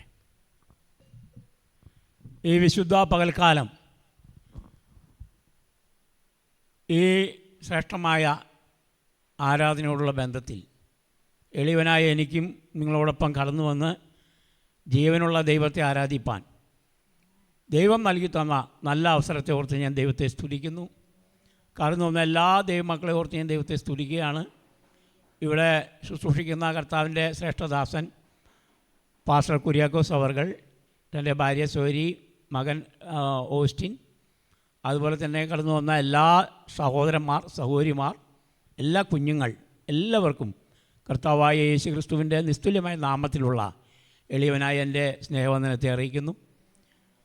ഒരു പ്രാവശ്യം കൂടെ നിങ്ങളുടെ മുമ്പാകെ ഈ കറുത്ത ബൈൻഡിട്ട പുസ്തകവുമായി നിങ്ങളുടെ മുമ്പാകെ നിൽപ്പാൻ കർത്താവ് ഒരവസരം കൂടെ എൻ്റെ ജീവിതത്തിൽ അവശേഷിപ്പിച്ചവർ ഞാൻ ദൈവത്തെ സ്തുതിക്കുകയാണ്. ഞാൻ നിങ്ങളുടെ ആരാധനയും നിങ്ങളുടെ ദൈവ വചന ശുശ്രൂഷയെല്ലാം ശ്രദ്ധിച്ചുകൊണ്ടിരിക്കുകയായിരുന്നു. വളരെ അനുഗ്രഹിക്കപ്പെട്ട ദൈവവചനങ്ങളെല്ലാം ദൈവം നമുക്ക് നൽകി തന്നു. അതോർത്ത് ഞാൻ ദൈവത്തെ സ്തുതിക്കുന്നു. അനുഗ്രഹിക്കപ്പെട്ട ആരാധന ദൈവം നമുക്ക് നൽകി തന്നു. അതോർത്ത് ഞാൻ ദൈവത്തെ സ്തുതിക്കുന്നു. അനുഗ്രഹമായി നമുക്ക് ഒരുമിച്ച് ദൈവത്തെ മഹത്വപ്പെടുത്താൻ ഒരു ദിവസം കൂടെ ദൈവം നമുക്ക് ആ ഭാഗ്യം നൽകിയല്ലോ. എത്രയോ പേര് ലോകം വിട്ട് കടന്നുപോയപ്പോൾ ഇന്ന് പകൽക്കാലം നമുക്ക് കർത്താവിൻ്റെ പാദപീഠത്തിൽ കടന്നു വരുവാൻ, ജീവനുള്ള ദൈവത്തെ നോക്കി സ്തുതിപ്പാൻ നമുക്കൊരവസരം കൂടെ നമുക്ക് നൽകി തന്ന കർത്താവിനെ എല്ലാവരും കരങ്ങൾ കുറിച്ച് ഒരിക്കൽ കൂടെ സ്തുതിച്ചാട്ടെ. ഹല്ലേലൂയ, പ്രൈസ് ദി ലോർഡ്, ഹല്ലേലൂയ. ജോസഫ് സഹോദരൻ പറഞ്ഞു, ഇങ്ങനെ മഞ്ഞിൽ പൊഴിഞ്ഞ് കിടക്കുമ്പോൾ ഇസ്രായേൽ ജനം 40 വർഷക്കാലം അത് പെറുക്കിയെടുത്ത് വളരെ അനുഗ്രഹിക്കപ്പെട്ട ഭക്ഷണം ഉണ്ടാക്കി കഴിച്ചുകൊണ്ടിരുന്നു. Price the Lord. ഈ മന്ന കാണിക്കുന്നത് ദൈവവചനമാണ്, അത് ദൈവം പറയാനിടയായി. എന്നാൽ ആ മഞ്ഞ് എന്ന് പറയുന്നത് പരിശുദ്ധാത്മാവാണ്. മഞ്ഞിലൂടെയാണ് ഈ മന്ന പൊഴിഞ്ഞു കിടന്നിരുന്നത്. Price the Lord. പല ഗുണങ്ങളും അതുകൊണ്ടുണ്ട്. നമുക്കറിയാം, മഞ്ഞ് എന്ന് പറയുന്നത് അത് കേടുവരാതെ സൂക്ഷിക്കാൻ, ഈ മന്ന സൂക്ഷിക്കാനായിട്ട് പര്യാപ്തമായ ഒന്നാണ്. രണ്ടാമത്തെ കാര്യം, അത് വളരെ വളരെ വൃത്തിയായും അത് സൂക്ഷിപ്പാനും അത് പര്യാപ്തമായതാണ്. ഈ മഞ്ഞിൽ പൊഴിഞ്ഞു കിടക്കുന്ന ഈ മന്ന എന്ന് പറയുന്നത് പരിശുദ്ധാത്മാവും ദൈവത്തിൻ്റെ വചനമാണ്. പുതിയ നിയമപ്രകാരം നമ്മൾ പഠിക്കുമ്പോൾ ഇവിടെ ധാരാളമായി ഈ പരിശുദ്ധാത്മാവിലുള്ള വചന ശുശ്രൂഷ കേൾക്കുന്നൊരു സഭയാണെന്ന് എനിക്ക് മനസ്സിലാക്കാൻ കഴിഞ്ഞു. അതോർത്ത് ഞാൻ ദൈവത്തെ സ്തുതിക്കുന്നു. സന്തോഷമുള്ള ദൈവങ്ങൾ കരങ്ങൾ ദൈവത്തെ സ്തുതിച്ചാട്ടെ. ഹല്ലേലൂയ. പക്ഷേ ഈ മന്ന ദൈവം സ്വർഗത്തിൽ നിന്ന് ഈ സ്വർഗീയ ഭക്ഷണം പൊഴിച്ചു കൊടുക്കുമ്പോൾ അത് പെറുക്കിയെടുക്കേണ്ട ഉത്തരവാദിത്തം ആർക്കുള്ളതാണ്? അത് ഇസ്രായേൽ ജനത്തിനുള്ളതാണ് അല്ലേ, നമുക്കുള്ളതാണ് അല്ലേ. അതുകൊണ്ട് നമ്മളത് പെറുക്കിയെടുക്കണം. നമ്മളത് പെറുക്കിയെടുത്ത് അത് വേണ്ട രീതിയിൽ നമ്മൾ ആഹരിക്കുമ്പോൾ, നമുക്കത് വിശ്വാസമായി പരിണമിക്കുമ്പോൾ നിശ്ചയമായും നമ്മെ അനുഗ്രഹിക്കുന്ന ഒരു ദൈവം ഇന്ന് പാൽക്കാലം ഇവിടെ ആഗതനായിരിക്കുന്നുണ്ട്. വിശ്വസിക്കുന്ന ദൈവമക്കൾ കരങ്ങളോട് ദൈവത്തെ സ്തുതിച്ചാട്ടെ. നമ്മൾ പ്രാർത്ഥനയിലൂടെയും അതുപോലെ തന്നെ ആരാധനയിലൂടെയും എല്ലാം കേട്ട ദൈവവചനത്തിൽ നിന്ന് നമുക്ക് മനസ്സിലാക്കാൻ ഒരുപാട് കാര്യങ്ങൾ ഇന്ന് പാൽക്കാലം നമുക്കുണ്ടായിരുന്നു. Praise the Lord. നമ്മൾക്ക് പ്രതികൂലങ്ങൾ വരുന്നത് നമ്മൾ തകർത്ത് കളയാനല്ല എന്നൊരു ദേവദാസൻ പറയാനിടയായി. എന്നെ കേൾക്കുന്ന പ്രിയപ്പെട്ടവർ, നമ്മുടെ ജീവിതത്തിൽ പ്രതികൂലങ്ങളും പ്രതിസന്ധികളും വരും, കടന്നു വരും. പക്ഷേ അത് തകർക്കാൻ വേണ്ടിയല്ല, നമ്മളെ പണിയാൻ വേണ്ടിയാണെന്നുള്ള കാര്യം നമ്മൾ ഓർത്തിരിക്കുന്നത് വളരെ നല്ല കാര്യമാണ്. നമ്മളെ പണിതുകൊണ്ടിരിക്കുകയാണ്. നമ്മുടെ അരുമനാഥനായ കുശവൻ ഒരു പാത്രം ഇങ്ങനെ മെനഞ്ഞ് പണിയുന്നത് പോലെ നമ്മളെ ഓരോരുത്തരെയും പണിതുകൊണ്ടിരിക്കുക. അപ്പോൾ അതുകൊണ്ട് നമ്മുടെ ജീവിതത്തിൽ പ്രതികൂലങ്ങൾ വരാം, പ്രതിസന്ധികൾ വരാം, പലവിധ പ്രയാസങ്ങൾ വരാം. ആ പ്രയാസങ്ങളിലൂടെ എല്ലാം നമ്മൾ ദൈവത്തെ മഹത്വപ്പെടുത്താൻ ഇടയായാൽ നമ്മെ അനുഗ്രഹിക്കുന്ന ഒരു ദൈവം ഇന്ന് പാലക്കാട് ഇവിടെ ഇറങ്ങി വന്നിട്ടുണ്ട്. വിശ്വസിക്കുന്ന ദൈവമക്കൾ കരങ്ങൾ ഉയർത്തി ദൈവത്തെ സ്തുതിച്ചാട്ടെ. ദൈവനാമത്തിന് മഹത്വം ഉണ്ടാകട്ടെ. സ്തോത്രം. ഞാനൊരു വാക്യം വായിച്ച് പെട്ടെന്ന് ഇരിപ്പാൻ ഞാൻ കർത്താവിൽ ശരണപ്പെടുകയാണ്. അതിനാധാരമായി വെളിപ്പാട് പുസ്തകത്തിൻ്റെ 3-ാം അധ്യായം 1 മുതലുള്ള വാക്യങ്ങൾ നമുക്ക് വായിക്കാം. സർദീസ് സഭയുടെ ദൂതനെ എഴുതുക. ആമേൻ. ആ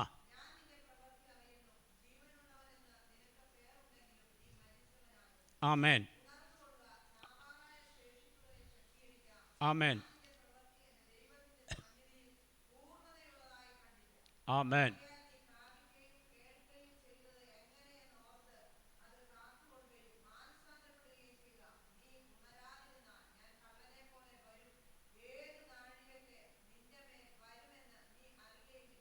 മതി മതി മതി. Price the Lord. തുടർന്ന് നമുക്ക് സമയമുണ്ടെങ്കിൽ ചിന്തിക്കാം. ഇതന്നെ ചിന്തിക്കാനുള്ള സമയം ഉണ്ടോ എന്ന് എനിക്ക് അറിഞ്ഞുകൂടാ. Price the Lord. വളരെ അനുഗ്രഹിക്കപ്പെട്ട ഒരു ദൈവവചന ഭാഗമാണ് ഞാനിവിടെ വായിക്കാനായിട്ട് ഇടയായത്. എനിക്കറിയാം നിങ്ങളാരും വചനത്തിൻ്റെ കാര്യത്തിൽ പുറകിലല്ല. കാരണം വളരെ അനുഗ്രഹിക്കപ്പെട്ട വചനങ്ങൾ കേൾക്കുകയും ശുശ്രൂഷിക്കുകയും ചെയ്യുന്നവരാണ് നിങ്ങളെന്ന് എനിക്ക് വളരെ വ്യക്തമായ ബോധ്യമുണ്ട്. ഈ വെളിപ്പാട് പുസ്തകത്തെക്കുറിച്ച് എത്രമാത്രം പഠിച്ചിട്ടുണ്ടെന്ന് എനിക്ക് അറിഞ്ഞുകൂടാ. വെളിപ്പാട് പുസ്തകം നമുക്കറിയാം, ഇവിടെ എഴുതിയിരിക്കുന്നത് പോലെ സർദീസ് സഭയുടെ ദൂതനെ എഴുതുക. സർദീസ് സഭ, 7 സഭകളെക്കുറിച്ച് വെളിപ്പാട് 1-ാം അധ്യായത്തിൽ നമ്മൾ കാണുന്നുണ്ട്. 7 സഭകൾ. ഈ 7 സഭകൾ എന്ന് പറഞ്ഞു കഴിഞ്ഞാൽ ആ കാലത്തുണ്ടായിരുന്ന 7 സഭകൾ തന്നെയാണ്. എന്നാൽ ആ 7 സഭയിൽ മാത്രം ഒതുങ്ങി നിൽക്കുന്ന ഒന്നല്ല രേഖപ്പെടുത്തിയിരിക്കുന്ന കാര്യങ്ങൾ. ആ 7 സഭ കർത്താവായ യേശു ക്രിസ്തു ഉയർത്തെഴുന്നേറ്റ് പോയതിന് ശേഷം ഇനി മടങ്ങി വരവ് വരെയുള്ള ആ കാലഘട്ടത്തെ 7 പീരീഡായിട്ട് തിരിക്കുന്നതാണ്. വളരെ ശ്രദ്ധിക്കണം. ഇത് ഞാൻ കുറച്ച് പശ്ചാത്തലം കൂടി പറഞ്ഞെങ്കിൽ മാത്രമേ നിങ്ങൾക്കത് കൂടുതൽ ഗുണകരമായി തീരും എന്ന് ഞാൻ വിശ്വസിക്കുക. ഒരുപാട് കാര്യങ്ങൾ ഇതോടനുബന്ധിച്ച് പറയുവാനുണ്ട്. 7 കാലഘട്ടങ്ങളാണ് 7 സഭകൾ എന്ന് പറയുന്നത്. എന്നാൽ അതേസമയം തന്നെ ഈ പേരിലുള്ള 7 സഭകൾ അന്ന് കാലത്ത് ഏഷ്യ മൈനറിൽ അന്നുണ്ടായിരുന്നു.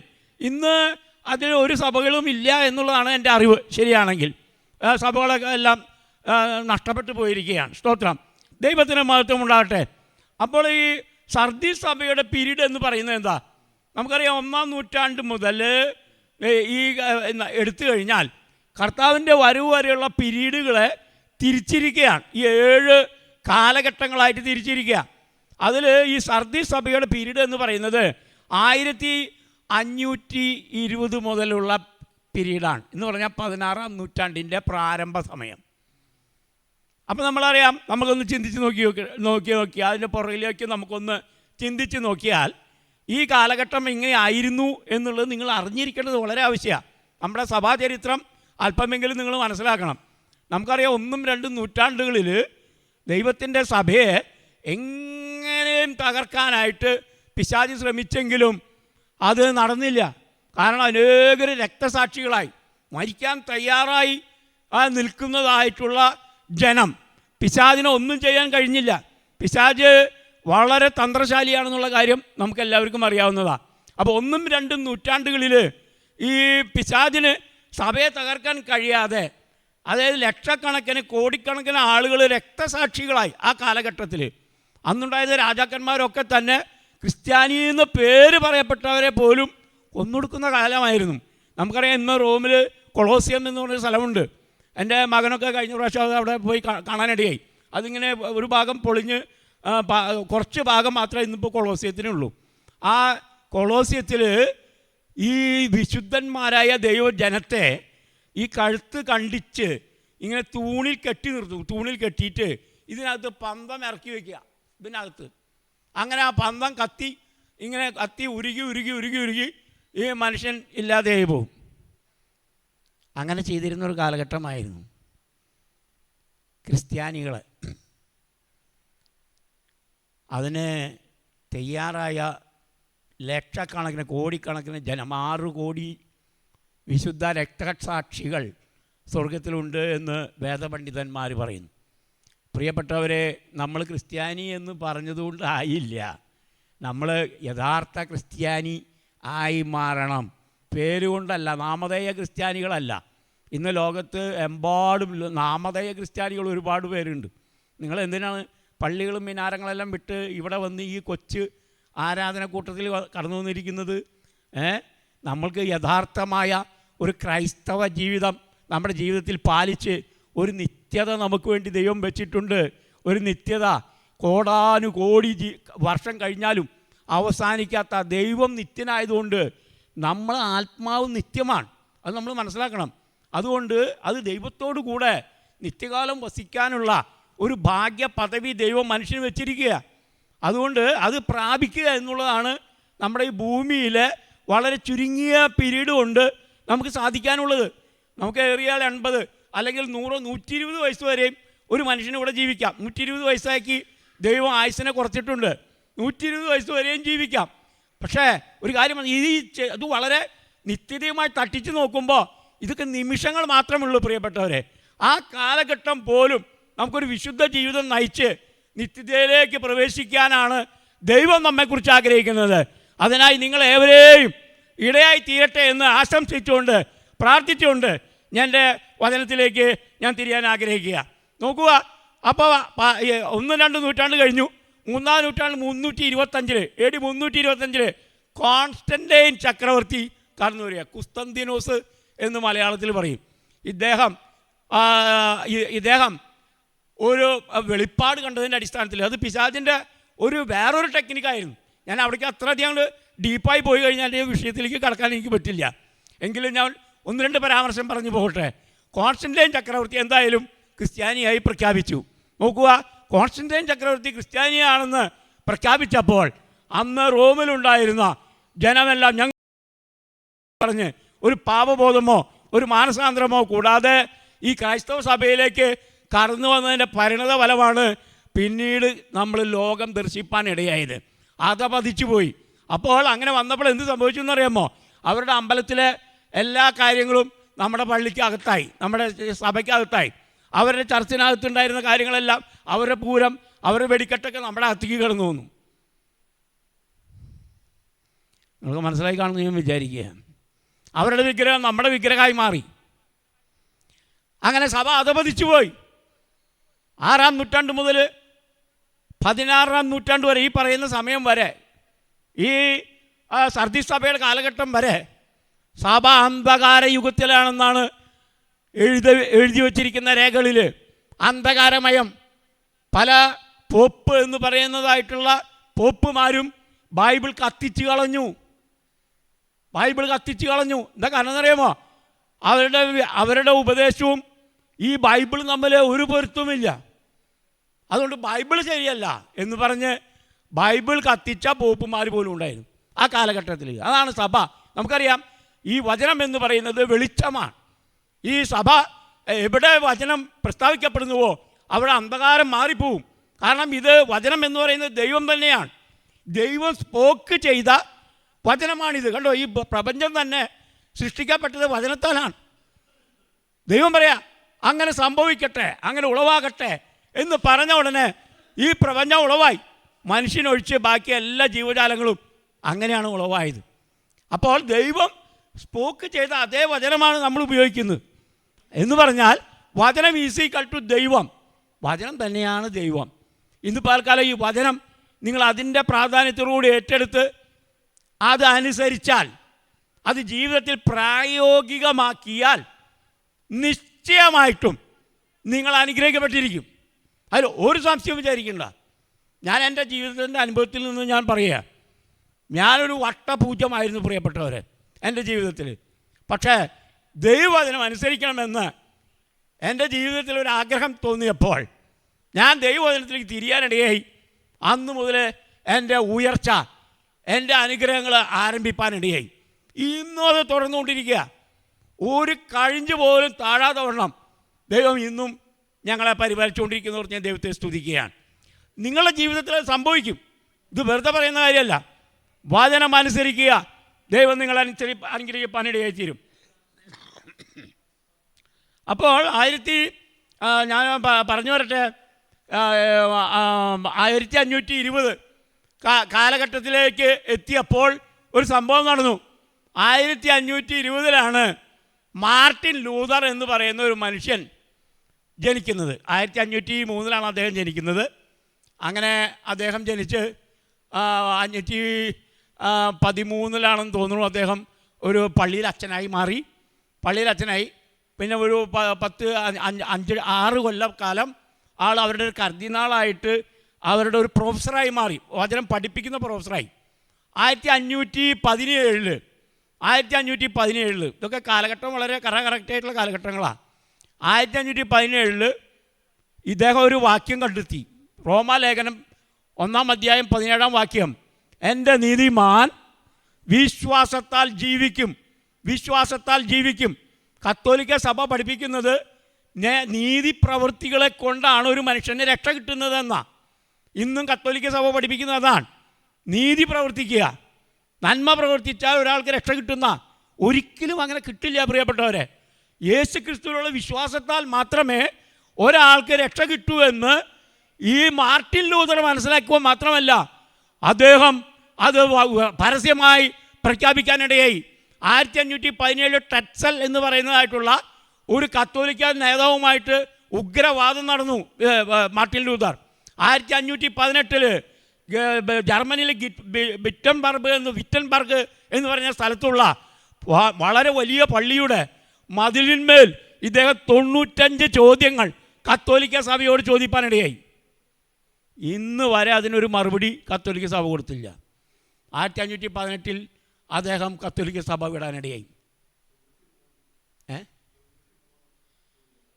എന്താ പറയുക? 93 95 95 ന്യായങ്ങളാണ്, അതിലൊരു സംശയമില്ല. അപ്പോൾ അത് 95 ചോദ്യങ്ങൾക്ക് ഇതേവരെ കത്തോലിക്ക സഭ ഒരു മറുപടി കൊടുക്കാനിടയായില്ല. അതുകൊണ്ട് പ്രിയപ്പെട്ടവരെ, നിങ്ങൾ വളരെ വ്യക്തമായി മനസ്സിലാക്കുക, അദ്ദേഹം ആ കത്തോലിക്ക സഭ വിട്ട് അങ്ങനെ പ്രൊട്ടസ്റ്റൻ്റ് സഭ ആരംഭിക്കാനിടയായ നവീകരണ കാലഘട്ടമാണ് ഞാൻ ഈ പ്രസംഗിക്കാൻ പോകുന്നതായിട്ടുള്ള സർദി സഭയുടെ കാലഘട്ടം. അപ്പോൾ നിങ്ങളൊന്ന് ആലോചിക്കണം, നവീകരണം ആരംഭിക്കുമ്പോൾ ഈ സഭയുടെ അവസ്ഥ എന്തായിരുന്നു? ഒരു അന്ധകാരമയമായ അവസ്ഥയിലായിരുന്നു. ഇനി തുടർന്ന് നമുക്ക് വായിക്കാം. Price the Lord. അപ്പോൾ അവിടെ പറയുന്നത് 7 ആത്മാവും 7 നക്ഷത്രവും ഉള്ളവൻ അരുളി ചെയ്യുന്നത്. നമുക്കറിയാം ആരാണ് 7 ആത്മാവും 7 നക്ഷത്രവും ഉള്ളവൻ ആരാ? ഇതിൻ്റെ 1-ാം അധ്യായത്തിൽ തന്നെ നമുക്കത് കാണാൻ കഴിയും. Price the Lord. 7 നക്ഷത്രം എന്ന് പറയുന്നത് 7 സഭയുടെ ദൂതന്മാരാകുമെന്ന് എഴുതിയിട്ടുണ്ട്. കണ്ടോ? അതാണ് ഇപ്പോൾ നമ്മൾ 7 സഭയുടെ ദൂതന്മാരായിട്ടുള്ള ആളുകൾ കർത്താവിൻ്റെ കയ്യിലിരിക്കുകയാണ്. എന്ന് പറഞ്ഞാൽ ഈ സഭയുടെ ദൂതനായ കർത്താവിൻ്റെ ദാസൻ കുര്യോക്കോസ് അവർകളും കർത്താവിൻ്റെ കയ്യിലാണ് ഇരിക്കുന്നത്. എല്ലാ സഭകളുടെയും ദൂതന്മാർ കർത്താവിൻ്റെ അധികാരത്തിന് കീഴിലാണെന്നുള്ള കാര്യം നമ്മൾ മറന്നു പോകരുത്. പിന്നെ 7 ആത്മാവെന്ന് പറയുന്നത് നമുക്കറിയാം. യെശയ്യാ പ്രവചനം 11-ാം അധ്യായത്തിൽ 7 ആത്മാക്കൾ നമ്മൾ വായിക്കുന്നുണ്ട്. കണ്ടോ? അത് ഒന്ന് വായിച്ചാട്ടെ. യെശയ്യാ പ്രവചനം 11-ന്റെ 2-ാമത്തെ വാക്യം ഒന്ന് വായിച്ചാട്ടെ. യെശയ്യാ പ്രവചനം 11-ന്റെ 2. യഹോവയുടെ ആത്മാവ് ഒന്ന്. ആമേൻ. ആത്മാവ് 5 7 ആത്മാക്കൾ അവിടെ കൃത്യമായിട്ട് എഴുതിയിട്ടുണ്ട്. 7 ആത്മാവിനെ കുറിച്ച് കൃത്യമായിട്ട് അവിടെ എഴുതിയിട്ടുണ്ട്. എന്തൊക്കെയാണ്? ഒന്നും കൂടി വായിച്ചോണ്ടാവുന്നു. അവൻ്റെ മേൽ യഹോവയുടെ ആത്മാവ് വസിക്കും. ജ്ഞാനത്തിൻ്റെ ആത്മാവ്, ജ്ഞാനാത്മാവ്. 2 വിവേകത്തിൻ്റെ ആത്മാവ്. ആലോചനയുടെയും ബലത്തിൻ്റെയും ആത്മാവ്. പരിജ്ഞാനത്തിൻ്റെയും യഹോവ ഭക്തിയുടെയും ആത്മാവ്. ഇങ്ങനെ 7 ആത്മാവുള്ളവനാണ് നമ്മുടെ ദൈവം എന്ന് നമുക്ക് ഈ വചനത്തിൽ നമുക്ക് കാണാൻ കഴിയും. Price the Lord. ഇതിൽ ചില ആത്മാക്കളെങ്കിലും നമ്മൾ പ്രാപിക്കണം. നമ്മൾ ജ്ഞാനവും വിവേകവും പരിജ്ഞാനവും ഒക്കെ നമ്മൾ പ്രാപിക്കേണ്ടതാണ്. ദൈവത്തിൽ നിന്ന് നമ്മൾ പ്രാപിക്കണം. Praise the Lord. ദൈവനാമം മഹത്വപ്പെടുമാറാകട്ടെ. സ്തോത്രം. അത് സാധാരണഗതിയിൽ നമ്മൾ രക്ഷിക്കപ്പെട്ട് നമ്മൾ വചനം പഠിച്ചു തുടങ്ങിയാൽ നമുക്ക് ഓട്ടോമാറ്റിക്കലി തന്നെ ഈ ജ്ഞാനവും വിവേകവും പരിജ്ഞാനമൊക്കെ നമ്മളിലേക്ക് വരും. അത് ദൈവത്തിൻ്റെ ഒരു പദ്ധതിയാണ്. മനസ്സിലായി? അങ്ങനെയാണ് നമുക്ക് കണ്ണു തുറക്കുന്നത്. ഇന്ന് ലോകത്ത് നോക്കിയാലേ എത്രയോ ആൾക്കാരെ ഞാൻ നോക്കുമ്പോൾ വെറും മൂഢരായിട്ടുള്ള മനുഷ്യർ മിണ്ടിയാൽ ആത്മഹത്യ ചെയ്തു പോവുക, മയക്കുമരുന്നുകൾ, എന്തൊക്കെ കാര്യങ്ങളാണ് ഈ ലോകത്ത് നടക്കണമെന്ന് നിങ്ങൾക്കറിയാമോ? എന്താ കാരണം? അവരുടെ കണ്ണ് തുറന്നിട്ടില്ല. അവർ വെറും മൂഢരാണ് പ്രിയപ്പെട്ടവരെ. അവർക്ക് ജ്ഞാനം എന്ന് പറയുന്നത് അറിയില്ല. ദൈവജ്ഞാനത്തെക്കുറിച്ച് അവർക്ക് അറിഞ്ഞുകൂടാ. ദൈവ പരിജ്ഞാനം എന്തെന്ന് അറിഞ്ഞുകൂടാ. ദൈവിക വിവേകം എന്തെന്ന് അവർക്ക് അറിഞ്ഞുകൂടാ. അവർക്ക് ഈ ലോകത്തേതായിട്ടുള്ള കുറേ ചില കാര്യങ്ങൾ മാത്രം അവർക്ക് അറിയാമെന്നല്ലാതെ ദൈവജ്ഞാനത്തെക്കുറിച്ച് അവർക്ക് അറിഞ്ഞുകൂടാ. യഹോവ ഭക്തിയാണ് ജ്ഞാനത്തിൻ്റെ ആരംഭം എന്ന് നമ്മൾ മനസ്സിലാക്കണം. നമ്മൾ അന്വേഷിച്ച് ജ്ഞാനത്തെക്കുറിച്ച് ചെല്ലുമ്പോഴേ അതിൻ്റെ 4-ാം അധ്യായത്തിൽ എഴുതിയിട്ടുണ്ട് സദൃശവാക്യങ്ങളിൽ, നമ്മൾ ദൈവപരിജ്ഞാനം കണ്ടെത്തുന്ന. എന്നെ കേൾക്കുന്ന പ്രിയപ്പെട്ടവരെ, അപ്പോൾ അതൊക്കെ വളരെ ഇമ്പോർട്ടൻ്റ് ആയിട്ടുള്ള വിഷയങ്ങളാണ്. ദൈവത്തിൻ്റെ പരിശുദ്ധാത്മാവിനെ നിങ്ങൾ പ്രാപിച്ചാൽ ഇതെല്ലാം നിങ്ങൾക്കും കരഗതമായി തീരുമെന്ന് പറയാൻ ഞാൻ ആഗ്രഹിക്കുകയാണ്. സ്തോത്രം. അത് അടുത്ത വാക്യം ഇവിടെ എഴുതിയിരിക്കുന്നത്, അങ്ങനെ അരുളി ചെയ്യുന്നത്, ഞാൻ നിൻ്റെ പ്രവൃത്തി അറിയുന്നു. സർദി സഭയോട് ദൈവാത്മാവ് പറയുകയാണ്, ഞാൻ നിൻ്റെ പ്രവൃത്തി അറിയുന്നു. നമുക്കറിയാം നമ്മുടെ ഓരോ പ്രവൃത്തികളും അറിയുന്നവനാണ് നമ്മുടെ ദൈവം. അല്ലേ? നമ്മുടെ ഓരോ പ്രവൃത്തികൾ അറിയുന്നവനല്ലേ നമ്മുടെ ദൈവം? എന്താ ആരും മിണ്ടാത്ത? അങ്ങനെയല്ലേ? ഞാൻ നിൻ്റെ പ്രവൃത്തി അറിയുന്നു. പ്രവൃത്തി മാത്രമല്ല പ്രിയപ്പെട്ടവരെ, ഇപ്പോൾ ഈ സഹോദരിമാരെന്താ ചിന്തിച്ചുകൊണ്ടിരിക്കണതെന്ന് പോലും ദൈവം അറിഞ്ഞുകൊണ്ടിരിക്കുക. സഹോദരന്മാർ എന്താ ചിന്തിച്ചുകൊണ്ടിരിക്കുന്നത് എന്ന് പോലും ദൈവം അറിഞ്ഞുകൊണ്ടിരിക്കുക. നമ്മുടെ ഹൃദയം അറിയുന്ന ഒരേ ഒരാൾ ദൈവം മാത്രമാണ്. നമ്മുടെ ഭർത്താവിന് ആ ഹൃദയം അറിയില്ല. നമ്മുടെ ഞരക്കം എന്താണെന്നുള്ളത് ഭർത്താവിനറിയില്ല, അല്ലെങ്കിൽ ഭാര്യയ്ക്ക് അറിയില്ല, മക്കൾക്കറിയില്ല, ഈ ലോകത്ത് ആർക്കും അറിയില്ല. പക്ഷെ അറിയുന്ന ഒരുവനുണ്ട് കേട്ടോ. നമ്മളൊന്ന് ഞരങ്ങിയാൽ പോലും അറിയുന്ന ഒരുവനാണ് നമ്മുടെ കർത്താവ്. അതുകൊണ്ട് ആ കർത്താവിൽ തന്നെ നമ്മൾ ആശ്രയം വയ്ക്കണം. ആ കർത്താവിൽ നമ്മൾ ശരണപ്പെടണം. ആ കർത്താവ് നമുക്ക് വേണ്ടി കരുതുന്നവനാണ്. അവൻ നമുക്ക് വേണ്ടി പ്രവർത്തിക്കുന്ന ദൈവമാണ്. അവൻ നമുക്ക് വേണ്ടി സകലവും നിർവഹിക്കുന്ന ദൈവമാണ്. ഹല്ലേലൂയ. നമ്മളത് വിശ്വസിക്കണം പ്രിയപ്പെട്ടവരെ. ഇന്ന് പാൽക്കാലം ഞാൻ നിങ്ങളതിനായി ആഹ്വാനം ചെയ്യുകയാണ്. ഇന്ന് പാൽക്കാലം നിങ്ങൾ ദൈവത്തിൽ ശരണപ്പെടുക. ദൈവം നിങ്ങളെ അനുഗ്രഹിപ്പാൻ ഇടയായിത്തീരും. നോക്കുക, ഞാൻ നിൻ്റെ പ്രവൃത്തി അറിയുന്നു. നമ്മൾ എന്ത് പ്രവർത്തിച്ചാലും അതും അറിയുന്ന ദൈവം നമ്മുടെ ദൈവം.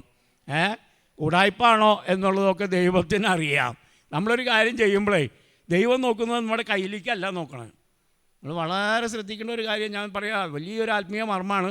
ദൈവം നോക്കുമ്പോൾ കയ്യിലേക്കല്ല, നമ്മുടെ പ്രവൃത്തിയല്ല ദൈവം നോക്കണേ, നമ്മുടെ ഹൃദയത്തിലേക്കാണ് ദൈവം നോക്കുന്നത്.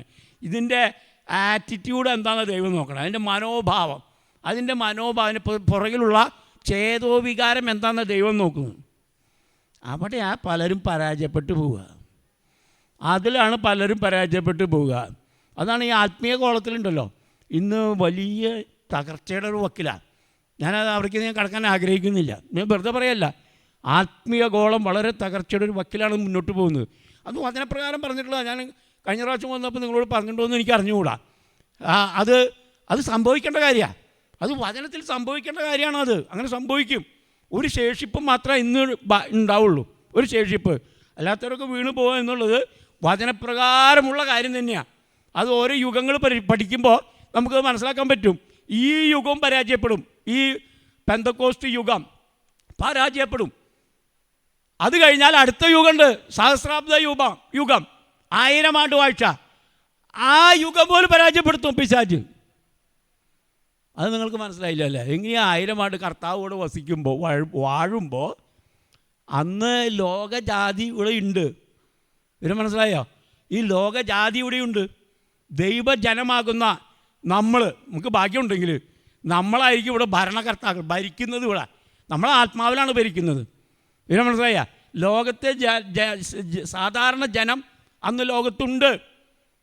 പിശാചിനെ 1000 ആണ്ടേക്ക് തടവിൽ വെച്ചിരിക്കുക ആ സമയത്ത്. പക്ഷെ 1000 ആണ്ട് കഴിയുമ്പോൾ, കർത്താവിൻ്റെ ഭരണം അവസാനിക്കുമ്പോൾ ഈ പിശാചിനെ തടവിൽ നിന്ന് അഴിച്ചുവിടും. അഴിച്ചുവിടുമ്പോൾ എന്താ സംഭവിക്കുക? നിങ്ങൾ വെളിപ്പാട് പുസ്തകം വായിച്ചിട്ടുണ്ടോ? ഇവൻ ഓടിച്ചെന്ന് ഈ ജനത്തെ മുഴുവൻ വശത്താക്കും. ആരെ? 1000 കൊല്ലം കർത്താവിൻ്റെ ഭരണം അനുഭവിച്ച ജനം പിശാചിൻ്റെ കൂടെ കൂടും. അവർ യുദ്ധത്തിനായി ഒരുങ്ങുകയാണ്, വിശുദ്ധ യുദ്ധത്തിനായി. വെളിപ്പാട് പുസ്തകം കൃത്യമായിട്ട് നിങ്ങൾ പഠിക്കണം. അപ്പോൾ ആ യുഗം പോലും പിശാച് പരാജയപ്പെടുത്താൻ ശ്രമിക്കുമെന്ന കാര്യം നിങ്ങൾ മറന്നു പോകരുത്. എന്താ സന്തോഷം പോയി നിങ്ങൾ? പക്ഷേ പ്രിയപ്പെട്ടവരെ, ഞാൻ ഒരു കാര്യം പറയാം, നമ്മളെല്ലാവരും പരാജയപ്പെടില്ല. നമ്മൾ പരാജയപ്പെടില്ല. മനസ്സിലായോ? ദൈവത്തിന് മാത്രം ഒരു ശേഷിപ്പ് എപ്പോഴും ഉണ്ട്. ഈ പാൽവായി സഭ ശേഷിപ്പിൽ പെടും, മണ്ണുത്തി സഭ ശേഷിപ്പിൽ പെടും. എന്നിട്ട് മറ്റുള്ള സഭകളൊക്കെ പരാജയപ്പെടുന്നു ഞാൻ പറയില്ല കേട്ടോ. അതൊക്കെ അവരുടെ ആ നിലവാരം അവർക്കറിയാം. Price the Lord. എന്നെ കേൾക്കുന്ന പ്രിയപ്പെട്ടവരെ, നാം അതിനുവേണ്ടി നമ്മൾ ഉത്സാഹം കഴിക്കണം. ഇവിടെ അടുത്ത വാക്യത്തിലേക്ക് നമുക്ക് കടന്നു പോകാം. നോക്കൂ, ജീവനുള്ളവൻ എന്ന് നിനക്ക് പേരുണ്ടെങ്കിലും, അതെങ്ങനെയാണ്? ജീവനുണ്ടെന്ന് പേരുണ്ട്, പക്ഷെ ആൾ ഓൾറെഡി എന്താ മരിച്ചവനെ ഡെഡാ. അതെന്താ അങ്ങനെ പറയണം? ഞാനൊരു കാര്യം ചോദിക്കട്ടെ. നമ്മുടെ ഹവ്വ അമ്മച്ചി പഴമൊക്കെ കഴിച്ചു കഴിഞ്ഞപ്പോൾ എന്താ സംഭവിച്ചത്? ദൈവം പറഞ്ഞു, നീ ഈ പഴം തിന്നുന്ന നാളിൽ നീ എന്തു ചെയ്യും? നീ മരിക്കും എന്ന് പറഞ്ഞിട്ടുണ്ടായിരുന്നോ? എന്നിട്ട് അവരന്ന് മരിച്ചുവോ?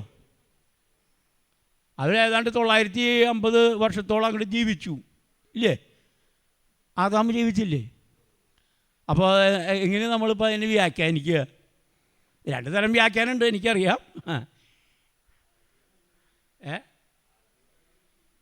ആത്മീയമായി മരിച്ചു, അതാണ് അതിൻ്റെ ശരി. അവർ ആത്മീയ മരണം സംഭവിച്ചവർക്ക് അവർ മരിച്ചു എന്ന് പറഞ്ഞാൽ ആത്മീയ മരണമാണ് യഥാർത്ഥ മരണം. മനസ്സിലായി? ആത്മാവിൽ മരിക്കുക. ഇന്ന് ഈ ലോകത്ത് കാണുന്ന ബഹുഭൂരിപക്ഷം വരുന്ന ജനവും ആത്മീയ മരണം സംഭവിച്ചവരാ. പാപം ചെയ്താൽ നീ മരിക്കുമെന്ന് ദൈവമാണ് അരുളി ചെയ്തത്. ഇത് ഞങ്ങളാരും പറഞ്ഞ കാര്യങ്ങളല്ല, അപ്പോസ്തലന്മാരെ എഴുതി വെച്ച കാര്യമല്ല. ദൈവം തമ്പുരാൻ, ഉടയവനായ നമ്മുടെ ദൈവം തമ്പുരാൻ പറഞ്ഞു, നീ പാപം ചെയ്യുന്ന നാളിൽ നീ മരിക്കും. അത് അങ്ങനെ മരിച്ചു കിടക്കുകയാണ്. അങ്ങനെ മരിക്കുക എന്ന് പറഞ്ഞാൽ എന്താ അർത്ഥം? ഈ ആത്മാവാണ് ദൈവാത്മാവുമായിട്ട് നമ്മളെ ബന്ധിപ്പിക്കുന്നത്. ഇപ്പോൾ ഇവിടെ നമ്മുടെ മേരി സൗരി കർത്താവേ അപ്പാ കേൾക്കണേ, പ്രാർത്ഥന കേൾക്കണം അപ്പാ, എന്നെ സഹായിക്കണേ അപ്പാ എന്നിങ്ങനെ പതുക്കനെ പറയുക. നമ്മുടെ ഹന്ന ഒരിക്കൽ പ്രാർത്ഥിച്ച പോലെ ഹന്ന പ്രാർത്ഥിച്ചു, അവളെ ഹൃദയം പകർന്നു എന്ന് അവിടെ എഴുതി വെച്ചിരിക്കുന്നത്. ഹൃദയം പകരുന്നത് തന്നെയാണ് പ്രാർത്ഥന. അത് ശബ്ദമായിട്ടൊന്നും കാര്യമായി പുറത്തൊന്നുമില്ല. അപ്പോൾ ഏലി നോക്കുമ്പോൾ ഇവിടെ എന്തിട്ട് ഇരുന്ന് കാണിക്കണേ എന്ന് ഏലിക്കൊരു തോന്നൽ. കാരണം ശബ്ദമൊന്നും പുറത്തൊന്നുമില്ല, ഇങ്ങനെ ഒരു ശബ്ദം കേൾക്കുന്നുണ്ട്, ചെറിയൊരു ശബ്ദം. എന്താണ് സംഭവം എന്ന് ഏലിക്ക് പോലും മനസ്സിലായില്ല. കാരണം ഏലിയുടെ കണ്ണ് കുരുടായിരിക്കുക, ആ കാഴ്ച മങ്ങിയ ഒരു കാലഘട്ടമായിരുന്നത്. ഹന്ന പ്രാർത്ഥിച്ചു, പക്ഷെ ദൈവം കേട്ടു എന്നവിടെ എഴുതിയിരിക്കുന്നത്. പിന്നെ അവളുടെ മുഖം വാടിയതുമില്ല എന്നവിടെ എഴുതിയിരിക്കുന്നത്. അപ്പോൾ ദൈവം കേട്ടുവോ? അപ്പോൾ എങ്ങനെയാണ് ഇത്രയും കുറഞ്ഞ ശബ്ദത്തിൽ നമ്മൾ പ്രാർത്ഥിച്ച പ്രാർത്ഥന കോടാനുകോടി മൈലുകൾക്ക് അപ്പുറത്തിരിക്കുന്ന ദൈവം നോക്കുക. ദൈവം ഇരിക്കുന്നത് എവിടെയാണ് നോക്കുക? 3 സ്വർഗങ്ങളുണ്ട്. അറിയോ നിങ്ങൾക്ക്? 3 സ്വർഗങ്ങളുണ്ട്. ഒന്ന് ഈ മേഘമണ്ഡലം എന്ന് പറയുന്നത് ഒരു സ്വർഗം, 1-ാം അധിപ സ്വർഗമാണ്. 2-ാം അധിപ സ്വർഗം എന്ന് പറയുന്നത് അതിൻ്റെ മുകളിൽ നക്ഷത്രമണ്ഡലമാണ്. നക്ഷത്രമണ്ഡലം അവിടെയാണ് 2-ാം അധിപ സ്വർഗം. അതിൻ്റെയും അപ്പുറത്ത് എത്രയോ കാതങ്ങൾ അപ്പുറത്താണ് ദൈവം തമ്മിലെ മൂന്നാം അധിപ സ്വർഗം, അവിടെയാണ് ദൈവമായിരിക്കുന്നത്. ആ ദൈവം നമ്മുടെ ഈ ഞരക്കം കേൾക്കണമെങ്കിൽ അതെങ്ങനെയാണ് കേൾക്കുന്നത്? എങ്ങനെയാണ് കേൾക്കുന്നത്? ആർക്കും മനസ്സിലായില്ല. നമ്മുടെ ആത്മാവ് ദൈവാത്മാവായിട്ട് കണക്റ്റഡാണ്. നമ്മുടെ ആത്മാവ് ദൈവാത്മാവായിട്ട് കണക്റ്റഡാണ്. അപ്പം ഈ ആദാമും ഹവ്വയും ഈ പഴം കനി തിന്നപ്പോൾ എന്താ സംഭവിച്ചത്? ഈ ആത്മാവിൽ അവർ മൃതരായി എന്ന് പറഞ്ഞാൽ ദൈവമായിട്ടുള്ള ഈ കണക്ഷൻ എന്തുണ്ടായി? ആറ്റുപോയി. ദൈവവുമായി ബന്ധമില്ല. വിവരം മനസ്സിലായോ? അതാണ് നീ ജീവനുണ്ടെന്ന് നിനക്ക് പേരുണ്ടെങ്കിലും നീ മരിച്ചവൻ. അതാരോടാ പറയുന്നത്? സർദി സഭയോട്. അതായിരുന്നു അന്നത്തെ കാലഘട്ടം. ഇന്ന് നമ്മുടെ സഭേനെ നോക്കി അങ്ങനെ ദൈവം പറയുമോ? നമ്മൾ അത് മനസ്സിലാക്കണം. നമ്മൾ ഓരോരുത്തരോടും ഇന്ന് പാൽക്കാലം ദൈവത്തിൻ്റെ ആത്മാവ് ബുദ്ധി ഉപദേശിക്കുക. നമ്മൾ വളരെ ശ്രദ്ധിക്കണം. നിങ്ങൾ വളരെ ശ്രദ്ധിക്കണം പ്രിയപ്പെട്ടവരെ. നമുക്ക് ജീവനൊക്കെ ഉണ്ട്, പക്ഷേ നമ്മൾ ദൈവവുമായിട്ടുള്ള ഒരു വ്യക്തിപരമായ ബന്ധത്തിലേക്ക് നമുക്ക് കടന്നു വരാൻ കഴിഞ്ഞിട്ടുണ്ടോ? വ്യക്തിപരമായൊരു ബന്ധം, ഒരു വ്യക്തിപരമായൊരു ബന്ധം, മനസ്സിലായോ? ദൈവവുമായിട്ടുള്ളൊരു വ്യക്തിപരമായ ബന്ധം പുലർത്താനാണ് ഈ സഭ ഇവിടെ സ്ഥാപിക്കപ്പെട്ടിരിക്കുന്നത്. സഭ ഇവിടെ സ്ഥാപിക്കപ്പെട്ടിരിക്കുന്നത്. ഈ പാൽവായിൽ ഇത്രയും ആളുകളല്ല ഉള്ളത്. ഇനിയും ചുറ്റുപാടും ദേശങ്ങളിൽ നിന്ന് അനേകം ആത്മാക്കളിവിടെ കടന്നു വരണം. അവരെ ദൈവവുമായി ബന്ധിപ്പിക്കുന്ന ഒരു പ്രക്രിയയാണ് ഈ സഭയ്ക്കകത്ത് നടക്കുന്നത്. അതാണ് ഇത്. ഫെലോഷിപ്പ് സെൻ്ററാണ്. നമ്മൾ ആരാധിക്കാൻ മാത്രമല്ല കടന്നു വരുന്നത്. നമ്മൾ കത്തോലിക്ക സഭയിൽ ആയിരുന്നപ്പോൾ നമ്മൾ എന്ത് ചെയ്യുന്നത്? കത്തോലിക്ക സഭയിൽ കുർബാന കാണാനാണ് ആളുകൾ പോകുന്നത്. അങ്ങനെയാണ് ഇവിടെ പറയുന്നത്. എനിക്കറിഞ്ഞൂടെ, ഞങ്ങളുടെ നാട്ടിലൊക്കെ അങ്ങനെ പറയാം. കുർബാന കാണാൻ പോവുക, കുർബാന കാണാൻ. ഞങ്ങൾ നെല്ലിക്കുന്ന് എന്ന് പറയുന്നൊരു സ്ഥലമുണ്ട്, തൃശ്ശൂർ നെല്ലിക്കുന്ന്. അവിടെ ഞാനൊരു ദിവസം ബസ്സിൽ കടന്നു പോകുമ്പോഴേ ഒരു കാഴ്ച കണ്ടു. അപ്പോൾ ഈ നെല്ലിക്കുന്ന് സഭ അന്ന്, ഇപ്പോൾ വലിയ പള്ളിയാക്കിയത്, അതിന് മുമ്പിൽ ഇതുപോലത്തെ ഒരു വരാന്തിൻ്റെ ആ വരാന്ത ഇങ്ങനെ റൗണ്ട് ഷേപ്പിലാണ്. ഇങ്ങനെ ആ റൗണ്ട് ഷേപ്പിലാണ് ഈ ആളുകൾ ആരാധന ദിവസത്തിൻ്റെ ഉള്ളിൽ തുടങ്ങിക്കഴിഞ്ഞു, കുർബാന തുടങ്ങിക്കഴിഞ്ഞു. ആളുകൾ വന്ന് ഈ വരാന്തയിൽ നിന്ന് ഇങ്ങനെ എത്തിച്ച് നോക്കുക, അതിങ്ങനെ നോക്കുക. കാരണം ആൾക്കാരിങ്ങനെ തിങ്ങി നിൽക്കണം അവിടെ. ഉള്ളിൽ സ്ഥലമില്ലാത്തത് കൊണ്ടാണോ അതോ ഈ സ്ഥലം ഉണ്ടായിട്ടും പുറത്ത് നിൽക്കുന്നതാണോ അറിഞ്ഞൂടാ. കാരണം ഇവർ കടന്നു വരുന്നത് കാണാൻ വേണ്ടി മാത്രം. എൻ്റെ പ്രിയപ്പെട്ടവരെ, നമ്മൾ ആരാധിക്കാൻ വരുന്നത്, നമ്മളാണ് യാഗ അർപ്പകൻ, നമ്മളാണ് യാഗമൃഗം, നമ്മളാണ് യാഗപീഠം. നമ്മളെ തന്നെ അർപ്പിക്കുക. ഞാൻ പറയുന്നത് മനസ്സിലാവുണ്ടോ നിങ്ങൾക്ക്? അത് വിശദമായിട്ട് പറഞ്ഞാലാണ് അത് നിങ്ങൾക്ക് കൂടുതൽ ഗ്രഹിക്കാൻ പറ്റുള്ളൂ. നമ്മൾ കാണാനല്ല ഇവിടെ വരുന്നത്, നമ്മളാണ് ദൈവസന്നിധിയിൽ നമ്മളെ തന്നെ സമർപ്പിക്കുന്നത്. നമ്മൾ യാഗാർപ്പകനും യാഗപുരോഹിതനും അതുപോലെ തന്നെ യാഗമൃഗവും നമ്മൾ തന്നെയാണ്. നമുക്ക് കൂടുതൽ വിശദമായിട്ട് പിന്നീട് നമുക്ക് ദൈവം സഹായിച്ചാൽ നമുക്കത് പഠിക്കാം. ആ വിഷയം വളരെ ഇമ്പോർട്ടൻ്റ് ആയിട്ടുള്ള വിഷയമാണ്. അപ്പോൾ നമ്മൾ ആരാധന കാണാൻ വേണ്ടി വരുന്നവരല്ല. ഇന്ന് പാൽക്കാലം നമ്മളൊരു കാര്യം മനസ്സിലാക്കുക പ്രിയപ്പെട്ടവരെ. ഇന്ന് പാൽക്കാലം ദൈവത്തിൻ്റെ വചനം വളരെ വ്യക്തമായി പറയുന്നു, ഞാൻ ജീവനുള്ളവനെന്ന് നിനക്ക് പേരുണ്ടെങ്കിലും നീ മരിച്ചവനാകുന്നു. സ്തോത്രം, ഹല്ലേലൂയ. ഈ ദൈവവചനത്തിലേ അങ്ങനെ ജീവനുണ്ടെന്ന് പേരുണ്ടെങ്കിലും മരിച്ച 1-2 പേരെക്കുറിച്ച് ദൈവവചനത്തിൽ പ്രത്യേകം പറയുന്നുണ്ട്. 1-2 വാക്യങ്ങൾ വളരെ പെട്ടെന്ന് ഓടിച്ച് നമുക്ക് ആരെങ്കിലും എടുത്ത് വായിക്കണമെന്ന് ഞാൻ ഓർപ്പിക്കുകയാണ്. ലൂക്കോസ് സുവിശേഷം 15:24 ഒന്ന് വായിച്ചാട്ടെ. വളരെ പെട്ടെന്ന് വായിച്ചാട്ടെ, വളരെ പെട്ടെന്ന്. കുറേ വാക്യങ്ങൾ വായിക്കാനുണ്ട്. ലൂക്കോസ് 15:24. ആ അല്ല, അവൻ അപ്പൻ്റെ അടുത്ത് മതി സമയമില്ല അന്നൊക്കെ.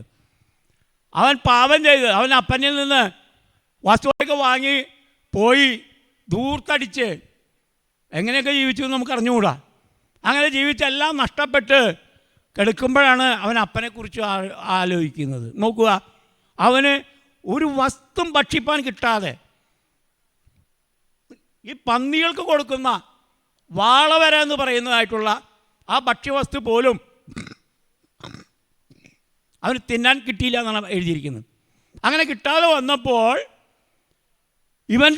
അവൻ്റെ അപ്പനെക്കുറിച്ച് അപ്പോഴാണ് ആലോചിക്കുന്നത്, എൻ്റെ വീട്ടിൽ എത്രയോ ആളുകൾ ഭക്ഷിച്ച് ബാക്കി വയ്ക്കുന്നു, എനിക്ക് അതെങ്കിലും കിട്ടിയാൽ മതിയായിരുന്നു എന്ന് ചിന്തിക്കാനിടയായത് അത്രമാത്രം അധപതിച്ചപ്പോൾ അവൻ്റെ സുബോധം വന്നപ്പോഴാണ് അവനത് ആലോചിക്കുന്നത്. അവൻ്റെ സുബോധം നഷ്ടപ്പെട്ടു പോയി.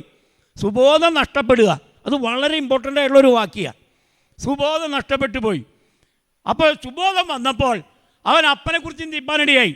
നോക്കുക, അങ്ങനെ അവൻ മടങ്ങി വരാൻ തീരുമാനിച്ചപ്പോൾ ഇവിടെ എഴുതിയിരിക്കുന്നത് അവൻ ജീവൻ പ്രാപിച്ചു എന്നാ. അവൻ ഇപ്പോൾ ജീവൻ പ്രാപിച്ചു എന്ന് അപ്പൻ പറയാ. തുടർന്ന് ഒരു വാക്യം കൂടി വായിച്ചോട്ടെ. മരിച്ചവനായിരുന്നു, വീണ്ടും ജീവിച്ചിരിക്കുന്നു. കാണാതെ പോയിരുന്നു, കണ്ടുകിട്ടിയിരിക്കുന്നു. എന്നെ കേൾക്കുന്ന പ്രിയപ്പെട്ടവരെ, നമ്മളും ഒരു കാലത്ത് ഇങ്ങനെ നഷ്ടപ്പെട്ടു പോയവരായിരുന്നു, അല്ലേ? നമ്മൾ ഇതുപോലെ മരിച്ചവരല്ലായിരുന്നു. പക്ഷേ നമ്മൾ നമ്മുടെ അപ്പൻ്റെ അടുക്കിലേക്ക് നമ്മൾ മടങ്ങി വന്നപ്പോൾ, ദൈവസന്നിധിയിലേക്ക് മടങ്ങി വന്നപ്പോൾ, ദൈവസന്നിധിയിൽ മുട്ടുമടക്കിയപ്പോൾ, കാൽവരി ക്രൂസിൽ നമുക്ക് വേണ്ടി രക്തം ചൊരിഞ്ഞ പ്രാണനാഥനിൽ നമ്മൾ വിശ്വസിച്ചപ്പോൾ, ആ കർത്താവിനെ നമ്മുടെ ഹൃദയത്തിൽ സ്വീകരിക്കുക മാത്രമല്ല, ആ കർത്താവിനെ നമ്മൾ കർത്താവായി നമ്മുടെ ഹൃദയത്തിൽ വാഴിക്കുകയാണ് ചെയ്യുന്നത്. ഇനി ഞാനല്ല ജീവിക്കുന്നത്, ക്രിസ്തു അത്രേ എന്നിൽ ജീവിക്കുന്നു എന്ന് പറയത്തക്കവണ്ണം നമ്മുടെ കർത്താവിനെ നമ്മൾ ഹൃദയത്തിൽ കർത്താവായി വാഴിക്കണം. ഈ കാര്യം നിങ്ങൾ വളരെ വ്യക്തമായി മനസ്സിലാക്കണം. നമ്മൾ കർത്താവായിട്ട് നമ്മുടെ ഹൃദയത്തിൽ വാഴിച്ചിട്ട് വേണം കർത്താവേ കർത്താവേ എന്ന് നമ്മൾ വിളിക്കാൻ. അല്ലാതെ അതൊന്നും ചെയ്യാതെ കർത്താവേ എന്ന് ആർക്ക് വേണമെങ്കിലും പറയാം. അങ്ങനെ പറയുന്ന കാര്യമല്ല ഇവിടെ എഴുതിയിരിക്കുന്നത്. നമ്മളെ കർത്താവിനെ ഹൃദയത്തിൽ കർത്താവായി വാഴിച്ച് കർത്താവേ എന്ന് നിങ്ങളൊന്ന് വിളിച്ചു നോക്കൂ, നിങ്ങളുടെ അവസ്ഥകൾക്ക് മാറ്റം വരുന്നത് കാണാൻ കഴിയും. ഒരു വ്യക്തിയെക്കുറിച്ച് കൂടി അവിടെ പറയുന്നുണ്ട്. ഞാൻ വിശദീകരിക്കാൻ തയ്യാറാവുന്നില്ല, എന്നാലും ആ വാക്യം കൂടി വായിച്ച് കടന്നു പോകുന്നു. തിമോത്തിയോസ് 5:6 വാക്യം ഒന്ന് വായിച്ചാട്ടെ. 1 തിമോത്തിയോസിൻ്റെ ലേഖനം 5:6.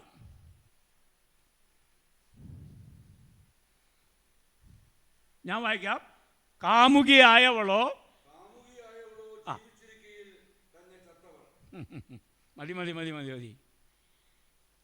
കാമുകിയായവളോ ജീവിച്ചിരിക്കിൽ തന്നെ ചാത്തവൾ എന്ന് വചനം പറയും. അപ്പോൾ നമ്മൾ വളരെ സുബോധത്തോടെ നമ്മൾ മുന്നോട്ട് പോകേണ്ട ഒരു കാലഘട്ടത്തിലാണ് നമ്മളിവിടെ എത്തിയിരിക്കുന്നത്. കാമുകിയായാലും കാമുകനായാലും അതുതന്നെയാണ് അവസ്ഥ. അപ്പോൾ അതുകൊണ്ട് വളരെ ശ്രദ്ധിക്കുക. ഈ കാലഘട്ടത്തിൽ ആത്മീയവാദിയിൽ നിന്ന് നമ്മൾ അകന്നു പോകുന്ന ഒരു കാര്യത്തിൽ ഇടപെടാൻ ദൈവവചനം അനുശാസിക്കുന്നില്ല. അതെല്ലാം ആത്മമരണത്തിലേക്ക് നമ്മളെ നയിപ്പാൻ പര്യാപ്തമായി തീരും. അത് വളരെ ശ്രദ്ധിച്ചാട്ടെ. അടുത്ത വാക്യം ഒന്ന് വായിച്ചാട്ടെ. അതുകൊണ്ട് കർത്താവ് എന്താ നമ്മളോട് പറയുന്നത്? കർത്താവിൻ്റെ പ്രബോധനം എന്താ? ഉണർന്നുകൊള്ളുക, അല്ലേ? കർത്താവ് നമ്മളെ പ്രബോധിപ്പിക്കുക 3:2 ഉണർന്നുകൊള്ളുക. ഉണർന്നുകൊള്ളുക. ചാവാറായ ശേഷിപ്പുകളെ ഇപ്പോൾ സർദീസ് സഭയ്ക്ക് അല്ലെങ്കിൽ സർദീസ് സഭയിലുള്ള വിശ്വാസികൾക്ക് ഒരു ചാവാറായ ശേഷിപ്പ് മാത്രമേ ഉള്ളൂ. ബാക്കിയൊക്കെ ചത്തു കഴിഞ്ഞു, ഇതൊക്കെ ചത്തു കഴിഞ്ഞു, ഒരല്പം മാത്രമേ ഉള്ളൂ. അതിനെ നമ്മൾ എന്ത് ചെയ്യണം? ശക്തീകരിക്കണം. ഇത് നമ്മളെല്ലാവരോടുള്ള ബുദ്ധിപദേശമാണ്. അപ്പം നിങ്ങൾ വിചാരിക്കും ഒരു പക്ഷേ ഇത് സർദീസ് സഭയോടുള്ള ഊതിപ്പ് എന്തിനപ്പം ഞങ്ങളോട് പറയണേ?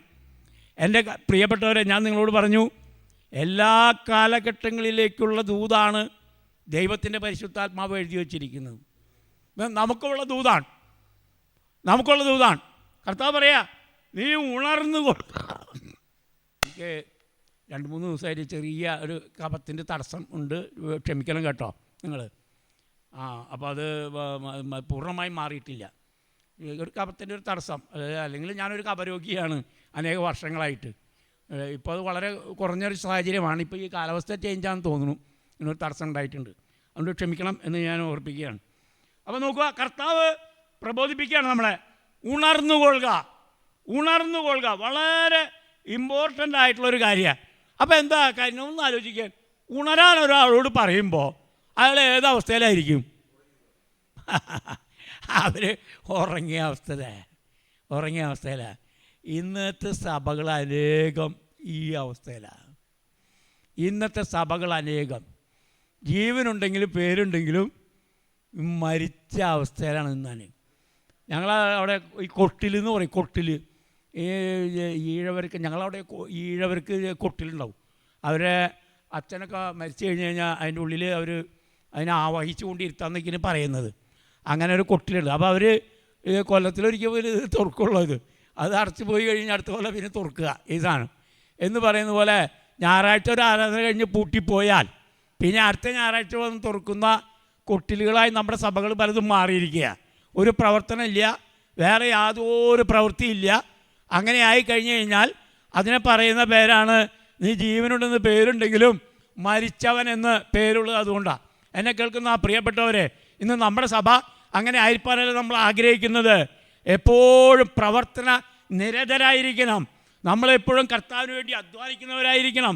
നമ്മൾ ആത്മീയമായി നിരന്തരം വളർച്ച പ്രാപിച്ചുകൊണ്ടിരിക്കണം. ഞങ്ങളെന്തിനാ ഈ വചനം നിങ്ങളോട് ഇങ്ങനെ പറയുന്നതിന് കാരണം എന്താ? നിങ്ങൾ ആത്മീയ വളർച്ച പ്രാപിക്കണം, നിങ്ങൾ ആത്മാവിൽ ബലപ്പെടണം, നിങ്ങൾക്ക് വിശ്വാസം വർദ്ധിക്കണം, നിങ്ങൾ കർത്താവിൻ്റെ സന്നിധിയിൽ പോകണമെന്നുള്ള അഭിവാഞ്ച നിങ്ങൾക്ക് വർദ്ധിക്കണം. അതിനുവേണ്ടിയാണ് ഞങ്ങളിത് പറയുന്നത്. എന്നെ കേൾക്കുന്ന പ്രിയപ്പെട്ടവരെ, ആരും നഷ്ടപ്പെട്ടു പോകണമെന്ന് ഞങ്ങൾ ആഗ്രഹിക്കുന്നില്ല. നിങ്ങളെല്ലാവരും നിത്യതയിൽ ഒരുമിച്ച് കാണുമ്പോൾ നമുക്ക് എത്ര സന്തോഷമായിരിക്കുമല്ലോ മേരി സൗര്യ, അല്ലേ? എത്ര സന്തോഷമായിരിക്കും. നമ്മൾ ഒരുമിച്ച് ഇവിടെ ആരാധിച്ച പോലെ അവിടെ നമുക്ക് ആരാധിപ്പാൻ കഴിയും. Price the Lord. ദൈവത്തിന് മഹത്വം ഉണ്ടാകട്ടെ. ഇവിടെ ആരാധിക്കുന്ന അത്ര ബുദ്ധിമുട്ടൊന്നും അവിടെ ഉണ്ടാവില്ല കേട്ടോ. കാരണം ഇവിടെ നമ്മൾ ശരീരത്തിലാണ്, അവിടെ ശരീരമില്ലല്ലോ. അപ്പോൾ പിന്നെ നമുക്കൊരു ബുദ്ധിമുട്ടില്ല. നമ്മളൊരു ആത്മീയ അന്തരീക്ഷത്തിലാണ് അവിടെ. എപ്പോഴും ആത്മാവിലായിരിക്കുന്ന ഒരു അനുഭവം അവിടെ സ്വർഗത്തിൽ നമുക്ക് ലഭിക്കാൻ പോകുന്നോർത്ത് ഞാൻ ദൈവത്തെ സ്തുതിക്കുന്നു. ഇവിടെ പറയുന്നത് അപ്പോൾ ക്രിസ്ത്യൻ ഉറക്കത്തിൻ്റെ കാരണം എന്താ? ആ സഭ ഉറങ്ങിയതിൻ്റെ കാരണം എന്താ? എന്താണ് ഇന്നുള്ള അനേക സഭകളും ഉറങ്ങിയതിൻ്റെ കാരണം എന്താ? 1, 2, 3 കാര്യങ്ങൾ ഞാൻ വളരെ പെട്ടെന്ന് കടന്നു പോകാൻ ഞാൻ ആഗ്രഹിക്കുക. നമുക്ക് ഒന്ന്, വചനത്തിൻ്റെ അഭാവം തന്നെയാണ്. ദൈവവചനമാണ് ഒരുവനെ ഉജ്ജ്വലിപ്പിക്കുന്നത്, അവനെ ബലപ്പെടുത്തുന്നത്.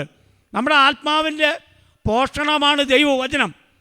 ആ വചനം എവിടെ വിതയ്ക്കപ്പെടുന്നില്ലയോ അവിടെ അനുഗ്രഹമില്ല എന്നുള്ള കാര്യം നമ്മൾ മറന്നു പോകരുത്. അനേക സഭകളിലും വചന ശുശ്രൂഷയല്ല, മറ്റ് പല ശുശ്രൂഷകളാണ്. ഞാൻ വിശദീകരിക്കാൻ ഞാൻ ആഗ്രഹിക്കുന്നില്ല. വചനമാണ് നമ്മളെ ബലപ്പെടുത്തുന്നത് പ്രിയപ്പെട്ടവരെ. ഇപ്പം നിങ്ങൾ ഇന്ന് രാവിലെ കേട്ട ആ ഇസ്രായേൽ മക്കൾ മിസ്രൈമിൽ നിന്ന് 40 കൊല്ലക്കാലം കടത്തിക്കൊണ്ടുവന്ന് ആ ചരിത്രമുണ്ടല്ലോ. 40 കൊല്ലം ദൈവം അവരെ നടത്തി മരുഭൂമിയിൽ. നിങ്ങളൊന്ന് ചിന്തിച്ച് നോക്കിയേ, നമ്മളാണെങ്കിൽ ഇറങ്ങുമോ? 40 കൊല്ലം ഈ മരുഭൂമിയിൽ നടക്കുകയാണ്. അവരുടെ കയ്യിൽ യാതൊന്നുമില്ല. അടുത്ത നേരത്തേക്ക് എന്ത് ചെയ്യണം എന്ന് പോലും അറിയില്ല. അവരെ ഇറങ്ങാൻ പറഞ്ഞ് അവരിറങ്ങി, വിശ്വാസത്താൽ ഇറങ്ങി. നമ്മളങ്ങനെ തന്നെയല്ല ചെയ്തത്. നാളെ എന്ത് സംഭവിക്കുമെന്ന് അറിഞ്ഞിട്ടാണോ നമ്മളൊക്കെ ഇറങ്ങിയത്? ആണോ സഹോദര? അല്ല, നമ്മൾ വിശ്വാസത്താൽ ഇറങ്ങുക. നിങ്ങളൊന്ന് ചിന്തിച്ച് നോക്കിയേ. ഒരു നേരത്തെ ആഹാരത്തിന് ഒരു വേദപണ്ഡിതൻ എഴുതി വെച്ചതേ 2 കിലോമീറ്റർ നീളമുള്ള തീവണ്ടി നിറയെ ആഹാരം വേണം അവർക്ക് ഒരു നേരത്തിന്. ഞാൻ പറഞ്ഞാൽ ഒരു വേദപണ്ഡിതൻ കൃത്യമായി എഴുതി വച്ചിരിക്കുക. ഇനി ആഹാരം ഉണ്ടായാൽ മാത്രം മതിയോ? അത് പാചകം ചെയ്യണമെങ്കിൽ അതിന് ആവശ്യമായ ഇന്ധനം, വിറക്. 2 കിലോമീറ്റർ നീളമുള്ള ഒരു തീവണ്ടി നിറയെ വിറകുണ്ടെങ്കിലേ അത് പാചകം ചെയ്യാൻ പറ്റൂ. ഇതൊക്കെ വിചാരിച്ച ആരെങ്കിലും ഇറങ്ങുമോ? വിൻസെൻ്റ് സഹോദര, നമ്മളിറങ്ങുമോ? ഇതൊക്കെ വിചാരിച്ചാൽ ഇതെവിടെ നടക്കും? ഇങ്ങനെ 3 നേരം വേണം. ഇതൊക്കെ എങ്ങനെ സംഭവിക്കും? മുകളിലാണെങ്കിൽ മരുഭൂമിയെക്കുറിച്ച് നിങ്ങൾക്ക് പലർക്കും അറിയാം. മരുഭൂമിയിൽ ജീവിച്ചിട്ടുള്ളവരാണ് പലരും. മുകളിൽ സൂര്യൻ ഉദിച്ചു കഴിഞ്ഞാലുണ്ടല്ലോ, ഈ അടിയിലത്തെ മണൽ അങ്ങോട്ട് പഴുക്കാൻ തുടങ്ങും. അയ്യോ, പിന്നെ നല്ല സുഖമായിരിക്കും. പല സ്ഥലത്തും അവർക്ക് ചെന്നപ്പോൾ വെള്ളമില്ല. ഇപ്പം നമ്മളത് വായിച്ചു ആ ഭാഗങ്ങളൊക്കെ. അപ്പോൾ ഈ സമ്മിശ്ര ജാതിയൊക്കെ പിറുപിറുക്കാൻ തുടങ്ങി. അതിനെക്കുറിച്ചാണ് ദേവദാസൻ പറഞ്ഞത്. പിറുപിറുപ്പ് ദൈവത്തിന് ഏറ്റവും ഇഷ്ടമില്ലാത്തൊരു കാര്യമാണ്. നമ്മൾ വളരെ ശ്രദ്ധിക്കും. നമ്മുടെ ജീവിതത്തിൽ ഇതുപോലെ മരുഭൂമിയുടെ അനുഭവങ്ങൾ വരുമ്പോൾ നമ്മളൊക്കെ പിറുപിറുത്ത് പോവും. സ്വാഭാവികമാണ്, നമ്മൾ പിറുപിറുക്കും ചിലപ്പോൾ. പക്ഷേ അതിൻ്റെ അർത്ഥം എന്താണെന്നറിയാമോ? നമുക്ക് ദൈവത്തെ വിശ്വാസമില്ല എന്നതിൻ്റെ അർത്ഥം. അതുകൊണ്ട് നിങ്ങൾ വളരെ ശ്രദ്ധിക്കുക. പെറുപെറുപ്പ് ദൈവത്തെ അവിശ്വസിക്കുന്നതിന് തുല്യമാണ്. നമ്മുടെ ജീവിതത്തിൽ പെറുപെറുപ്പുണ്ടാവരുത്. നിങ്ങളാ സമയം ദൈവമേ സ്തോത്രം, എനിക്ക് ഈ അനുഭവം തന്നതിനായി സ്തോത്രം എന്നൊന്ന് പറഞ്ഞു നോക്കിയേ. നിങ്ങളൊന്ന് അങ്ങനെയൊന്ന് പറഞ്ഞു നോക്കിയേ. ദൈവമേ ഈ കഷ്ടത എനിക്ക് തന്നതിനായി സ്തോത്രം, ദൈവമേ ഈ രോഗം എനിക്ക് തന്നതിനായി സ്തോത്രം. അങ്ങനെ നിങ്ങളാരെങ്കിലും പറഞ്ഞിട്ടുണ്ടോ? നിങ്ങളാരെങ്കിലും പറഞ്ഞിട്ടുണ്ടോ ഈ രോഗം എനിക്ക് തന്നതിനായി സ്തോത്രം അപ്പ, ഈ കടഭാരം എനിക്ക് തന്നതിനായി സ്തോത്രം അപ്പ, ഈ ഞെരുക്കം എനിക്ക് തന്നതിനായി സ്തോത്രം അപ്പ എന്ന് ആരെങ്കിലും പറഞ്ഞിട്ടുണ്ടോ? ഒന്ന് ആലോചിച്ച് നോക്കിയേ. പൗലോസ് ഒരിക്കൽ തടവിൽ കിടക്കുമ്പോഴേ അതിൻ്റെ അപ്പുറത്തെ എപ്പഫ്രാസ് ഇരുന്ന് പ്രാർത്ഥിക്കുക. എപ്പഫ്രാസ് ഈ തടവിൽ കിടക്കുമ്പോൾ എപ്പഫ്രാസ് അപ്പുറത്തിരുന്ന് പ്രാർത്ഥിക്കുക. എപ്പഫ്രാസ് പ്രാർത്ഥിക്കുന്നത് പൗലോസ് ശ്രദ്ധിച്ചു. അപ്പോൾ ഈ എപ്പഫ്രാസ് എന്താ പ്രാർത്ഥിക്കണമെന്ന് പറയുമ്പോൾ, ദൈവമേ അവിടെ സഭയത്തെ വിശ്വാസികൾക്ക് വേണ്ടി പ്രാർത്ഥിക്കുക, അവർ തികഞ്ഞവരാകേണ്ടതിന്, കണ്ടാ ദൈവകൃപയിൽ നിൽക്കേണ്ടതിന് വേണ്ടി അവർ പ്രാർത്ഥിച്ചുകൊണ്ടിരിക്കുക. മനസ്സിലായോ? അല്ലാണ്ട് ഞങ്ങളെ ഈ നരകത്തിൽ നിന്നൊന്ന് വിടുവിക്കണമേ എന്ന് പറഞ്ഞിട്ടല്ല അവർ പ്രാർത്ഥിച്ചത്. എന്നെ കേൾക്കുന്ന പ്രിയപ്പെട്ടവരെ, ദൈവം എന്നെയും നിങ്ങളെയും വ്യക്തമായി അറിയുന്ന ദൈവമാണ്. ആ ദൈവത്തിൻ്റെ സന്നിധിയിലാണ് ഞാനും നിങ്ങളുമായിരിക്കുന്നത്. നിങ്ങളെക്കുറിച്ചുള്ളൊരു പദ്ധതി ദൈവത്തിനുണ്ടെങ്കിൽ അത് നിവർത്തിക്കുന്ന ദൈവമാണ്. ഹല്ലേലൂയ. വിശ്വസിക്കുന്ന ദൈവമക്കൾ കരങ്ങൾ ഉയർത്തി ദൈവത്തെ സ്തുതിച്ചാട്ടെ. ഹല്ലേലൂയ, ഹല്ലേലൂയ, പ്രൈസ് ദി ലോർഡ്, ഹല്ലേലൂയ. ദൈവത്തിന് മഹത്വം ഉണ്ടാകട്ടെ. സ്തോത്രം, ഹല്ലേലൂയ. നമ്മളെക്കുറിച്ച് ദൈവത്തിന് ഒരു പദ്ധതിയുണ്ട് പ്രിയപ്പെട്ടവരെ. സ്തോത്രം. 40 കൊല്ലം അവർ ഈ മരുഭൂമിയോട് നടന്നിട്ടേ അവർ കാല് വീങ്ങിപ്പോയില്ല, അവരുടെ ചെരുപ്പ് തേഞ്ഞു പോയില്ല, ഈ വസ്ത്രം പോലും അവർക്ക് മാറ്റേണ്ടി വന്നില്ല എന്നാണ് എഴുതിയിരിക്കുന്നത്. കാരണം വസ്ത്രം കിട്ടാൻ വേറെ മാർഗമില്ല അവിടെയൊന്നും. അതാ ദൈവത്തിൻ്റെ പദ്ധതി. നമ്മൾ വിചാരിക്കും ഇതൊക്കെ എങ്ങനെ നടക്കുക? അത് നടക്കുമോ? സൗകര്യ അങ്ങനെ നടക്കുമോ? ഈ സൗകര്യയുടെ പേരെന്താ? ശങ്കരിയാണല്ലേ? ഓക്കെ, നല്ല മലയാളം പറയുമല്ലോ ഇല്ലേ? സ്തോത്രം. ഈ സഹോദരൻ തമിഴാണ് അല്ലേ? പുതിയത് വരുന്നതാണോ? അപ്പോൾ പുതിയ ന്യൂലി കമർ ഒരു കൊല്ലായേ? എന്തോ ഊര്? Kanyakumari. Okay, God bless you. ദൈവം അനുഗ്രഹിക്കട്ടെ കേട്ടോ. സഭയോട് ചേർന്ന് നിൽക്കണം കേട്ടോ, സഭയോട് പത്തി നിൽക്കണം. ദൈവത്തിന് മാത്രം. ഹല്ലേലൂയ. ഇവിടെ പറയുന്നത് വചനത്തിൻ്റെ അഭാവം ഒരു സഭയുടെ ഉറക്കത്തിന് കാരണമായി തീരും. രണ്ടാമത്തെ കാര്യം, പ്രാർത്ഥനയുടെ അഭാവം ഒരു സഭയുടെ ഉറക്കത്തിന് കാരണമായി തീരും. നിങ്ങൾ നിരന്തരം പ്രാർത്ഥിക്കണം. ഒരു പ്രാർത്ഥന ഗ്രൂപ്പ് ഉണ്ടാക്കുന്നത് നല്ലതാണ്. ഈ ഓൺലൈനിലായാലും കുഴപ്പമില്ല. നിങ്ങൾ പ്രാർത്ഥന ഗ്രൂപ്പ് ഉണ്ടാക്കി നിങ്ങൾ പരസ്പരം പ്രാർത്ഥിച്ച് നോക്കി, നിങ്ങളുടെ അവസ്ഥകൾ മാറിപ്പോവും. ഇത് വെറുതെ പറയല്ല, മനസ്സിലായോ? നമ്മൾ പാലക്ക പിരിഞ്ഞ പോലെ അവിടെ ഇവിടെ 5-6 ആളുണ്ടെന്ന് പറഞ്ഞാൽ ഇങ്ങനെ ഇരുന്നുകൊണ്ട് കാര്യമില്ല. ഒരുമിച്ച് പ്രാർത്ഥിക്കാനുള്ളൊരു വേദി ഉണ്ടാക്കുക. നിങ്ങൾ പ്രാർത്ഥിച്ച് നോക്കിയാൽ സഭയുടെ അവസ്ഥകൾക്ക് മാറ്റം വരും. പിന്നെ ആത്മാർത്ഥമായി നിങ്ങൾ പ്രാർത്ഥിക്കുക. നിങ്ങളുടെ ഓരോ വിഷയങ്ങളെ ചൊല്ലി പ്രാർത്ഥിച്ചു കൊണ്ടിരുന്നാൽ നമ്മുടെ എല്ലാവരുടെ പ്രശ്നങ്ങൾക്കും പരിഹാരം വരും. ഞാൻ എനിക്ക് വേണ്ടി മാത്രമല്ല പ്രാർത്ഥിക്കേണ്ടത്, എനിക്ക് പ്രാർത്ഥിക്കുന്നതിൽ ഉപരിയായി ഞാൻ നിങ്ങൾക്ക് വേണ്ടി പ്രാർത്ഥിക്കുമ്പോൾ ദൈവം എൻ്റെ വിഷയത്തിന് വിടുതൽ തരിക. ഇയ്യോബിനോട് പറഞ്ഞെന്താണ്? സ്നേഹിതന്മാർക്ക് വേണ്ടി പ്രാർത്ഥിക്കാൻ പറഞ്ഞു. ഇയ്യോബ് സ്നേഹിതന്മാർക്ക് വേണ്ടി പ്രാർത്ഥിച്ചപ്പോൾ അവിടെ എഴുതിയിരിക്കുന്നത് ഇങ്ങനെയാണ്, ഇയ്യോബിൻ്റെ അവസ്ഥകൾക്ക് മാറ്റം വന്നു എന്നാണ്. അപ്പം നമ്മുടെ അവസ്ഥകൾക്ക് മാറ്റം വരണമെങ്കിൽ നമ്മൾ എന്ത് ചെയ്യണം? നമ്മൾ മറ്റുള്ളവർക്ക് വേണ്ടി നമ്മൾ പ്രാർത്ഥിക്കണം. നമ്മളെ ഏതവസ്ഥയ്ക്കും മാറ്റം വരുത്താൻ കഴിവുള്ള ഒരു ദൈവത്തിലാണ് ഞാനും നിങ്ങളും ആശ്രയിക്കുന്നത്. Price the Lord. ആ ദൈവം നമുക്ക് വേണ്ടി പ്രവർത്തിക്കുന്ന ദൈവമാണ് പ്രിയപ്പെട്ടവരെ. മൂന്നാമത്തെ കാര്യം എന്ന് പറയുന്നത് മത്തായി സുവിശേഷം അതിന് 16-ാം അധ്യായം അതിന് 24-ാമത്തെ വാക്യം ഒന്ന് വായിച്ചാട്ടെ സഹോദരാ. മത്തായി സുവിശേഷം 16-24 വേഗം വായിച്ചോ, വേഗം അവസാനിപ്പിക്കാം. ആ ആ ആ അവിടെ എന്താ എഴുതിയിരിക്കുന്നത് നോക്കിയാൽ, ആരെങ്കിലും എൻ്റെ പിന്നാലെ വരുവാൻ ഇച്ഛിച്ചാൽ തന്നെത്താൻ നോക്കൂ, വളരെ ഇമ്പോർട്ടൻ്റ് ആയിട്ടുള്ള ഒരു കാര്യമാണ് കർത്താവ് പറഞ്ഞത്. തന്നെത്താൻ ത്യജിക്കണം, സ്വയത്വം ഇല്ലാതെ ആവണം. ഒരു സ്വയത്വം ഇല്ലാതെ ആവണം. ഈ ഉപ്പ് നമ്മൾ വെള്ളത്തിലിട്ടാൽ എന്താ സംഭവിക്കുക? ഉപ്പ് മറ്റുള്ളവരെ രുചിപ്പിക്കുന്നതാണ്. ഉപ്പ് പല ഗുണങ്ങളുണ്ട്. അത് ഒരു പ്രിസർവേറ്റീവ് കൂടിയാണ് ഉപ്പ് പല കാര്യങ്ങൾക്ക് ഉപയോഗിക്കും ഇല്ലേ? മീനൊക്കെ മേടിക്കുമ്പോൾ നമ്മൾ ഉപ്പിട്ട് വയ്ക്കും ഇല്ലേ? അത് പ്രിസർവേറ്റീവ് ആയതുകൊണ്ടാണ്. ഉപ്പിനൊരു കാര്യം പ്രശ്നം എന്താണെന്നറിയാമോ? ഉപ്പ് വെള്ളത്തിലിട്ടാൽ ഉപ്പില്ലാതെയാവും. ആ ഉപ്പ് അങ്ങനെയില്ലാതെ, ഉപ്പിൻ്റെ ഐഡൻറ്റിറ്റി ഇല്ലാതെയാവും. ഇതേപോലെ ഒരു ക്രിസ്ത്യാനിയായിരിക്കേണ്ടത്. നമ്മളില്ലാതെ ആവണം, നമ്മുടെ സ്വയത്വം ഇല്ലാതെ ആവണം. ഞാൻ എന്ന ഭാവം ഇല്ലാതെ ആകാതെ ഒരു ക്രിസ്ത്യാനിയായി തീരാൻ കഴിയില്ല. ആ സഹോദരൻ്റെ പേരെന്താ? ദേവദാസൻ. ഞാൻ ഗുരുവായൂർ വെച്ച് കണ്ടിട്ടുണ്ട് കൺവെൻഷനിൽ. എന്താ പേര്? തമ്പി. ഓക്കെ. ഞാനീ പറയുന്നത് മനസ്സിലാവുന്നുണ്ടോ? നമ്മുടെ സ്വയത്വം ഇല്ലാതെ ആകാതെ ദൈവത്തിൽ നിന്ന് ഒരു അനുഗ്രഹം പ്രാപിക്കാൻ കഴിയില്ല. നമുക്ക് ഒരു ശിഷ്യനായിരിക്കാൻ പോലും പറ്റില്ല. ഇവിടെ കർത്താവ് പറഞ്ഞാൽ അതാ, തന്നെത്താൻ ത്യജിച്ച് തൻ്റെ ക്രൂശെടുത്ത് എൻ്റെ പിന്നാലെ വരാൻ കഴിയാത്ത എവനും എൻ്റെ ശിഷ്യനല്ല.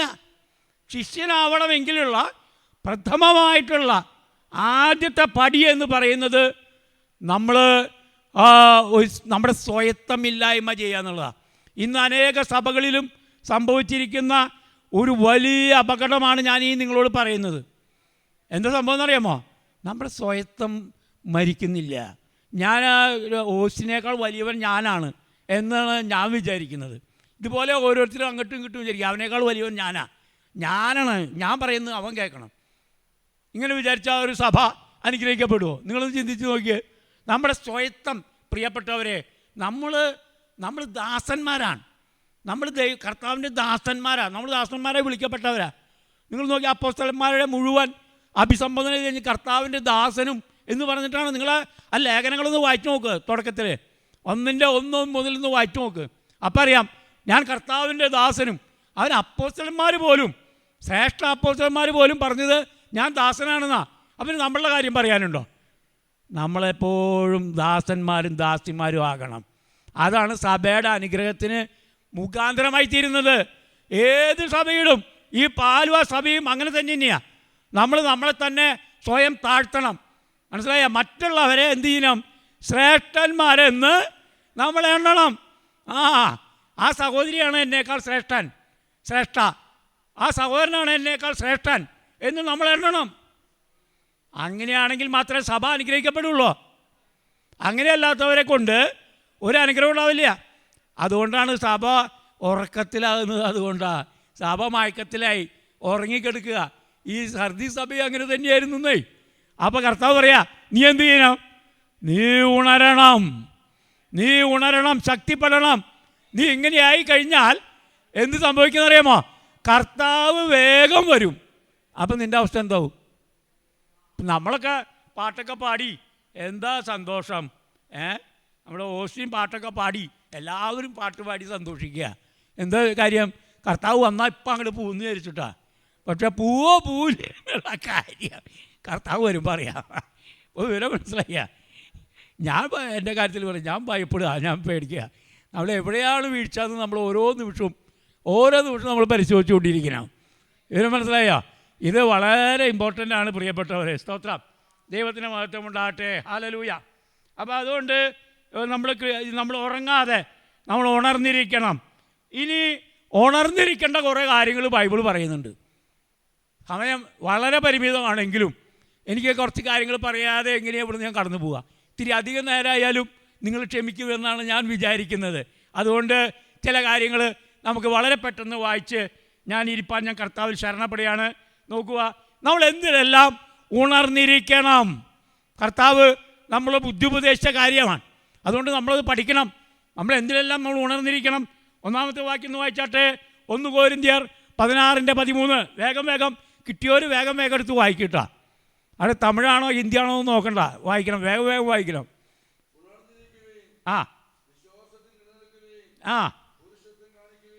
മതി. അവിടെ 4 കാര്യങ്ങൾ പറയുന്നുണ്ട്. പക്ഷേ ഒരു കാര്യം നമുക്ക് എടുക്കാം. വിശ്വാസത്തിൽ എന്ത് ചെയ്യണം? നിലനിൽക്കണം. നമ്മുടെ വിശ്വാസത്തിൽ നിലനിൽക്കണം. വിശ്വാസം കുറേ കഴിഞ്ഞാലേ ഇങ്ങനെ മങ്ങിപ്പോകാൻ സാധ്യതയുണ്ട്, കുറഞ്ഞു പോകാൻ. കാരണം പല പ്രതികൂലങ്ങൾ ഇങ്ങനെ വരുമ്പോഴേ അടിക്കടി പ്രശ്നങ്ങൾ വരുമെന്ന് വിചാരിക്കുക. അങ്ങനെ വന്നു കഴിഞ്ഞാൽ നമ്മുടെ വിശ്വാസം ക്ഷയിക്കാനിടയാവും. നമുക്ക് വലിയ കാര്യമുണ്ടോ എന്നൊക്കെ ഒരു തോന്നൽ വരാൻ സാധ്യതയുണ്ട്. മനസ്സിലായോ? കർത്താവിൻ്റെ പരിശുദ്ധാത്മാവ് ബുദ്ധി ഉപദേശിക്കുക, നിങ്ങൾ ഉണർന്നിരിക്കണം. എന്തിനുണർന്നിരിക്കണം? വിശ്വാസത്തിൽ നിലനിൽക്കണം. നിങ്ങളുടെ വിശ്വാസം കുറയരുത്. നമ്മുടെ കർത്താവിലുള്ള വിശ്വാസം. കർത്താവ് ഒരിക്കൽ പറഞ്ഞത് ഒരു സൗകര്യം, നിൻ്റെ വിശ്വാസം പോലെ നിനക്ക് ഭവിക്കട്ടെ എന്നാ. നിൻ്റെ വിശ്വാസം പോലെ നിനക്ക് ഭവിക്കട്ടെ. നമുക്ക് എത്രമാത്രം വിശ്വാസമുണ്ടോ അത്രമാത്രം അനുഗ്രഹം പ്രാപിക്കാൻ കഴിയും. അത്രമാത്രം വിശ്വാസമുണ്ട്. നമ്മുടെ വിശ്വാസം എന്ന് പറയുന്നത് ഒരു വലിയ വഴിയാണെന്ന് വിചാരിക്കുക. ആ വഴിക്ക് എത്രമാത്രം വീതി ഉണ്ടോയെന്ന് ചിന്തിക്കുക. അത്ര വീതിയുള്ള ആ വീതിയിലൂടെ വിശ്വാസം, നമ്മുടെ അനുഗ്രഹം ഒഴുകി വരികയാണ്. നമ്മുടെ വിശ്വാസത്തിൻ്റെ അതിര് എത്രമാത്രം വിശാലമാണെങ്കിലും അത്രമാത്രം അനുഗ്രഹം. കർത്താവ് പറഞ്ഞത് നിൻ്റെ വിശ്വാസം പോലെ നിനക്ക് ഭവിക്കട്ടെ. നിങ്ങൾ വിശ്വസിക്കുക. നിങ്ങൾ ദൈവത്തിന് കഴിയാത്ത ഒരു കാര്യമില്ല. 40 കൊല്ലക്കാലം മിസ്രയീമിലെ മരുഭൂമിയിലൂടെ നടത്തിയ ദൈവത്തിന് നമ്മളെ ഇപ്പം നടത്താനാണോ പ്രയാസം? ദൈവത്തിന് ഒരു കാര്യവും അസാധ്യമല്ല. അതുകൊണ്ട് നമ്മളത് വിശ്വസിക്കണം. രണ്ടാമത്തെ കാര്യം, 1 പത്രോസ് 5:8 വായിച്ചാട്ടെ, വേഗം വായിച്ചാട്ടെ, സമയം ഓടിക്കൊണ്ടിരിക്കുക.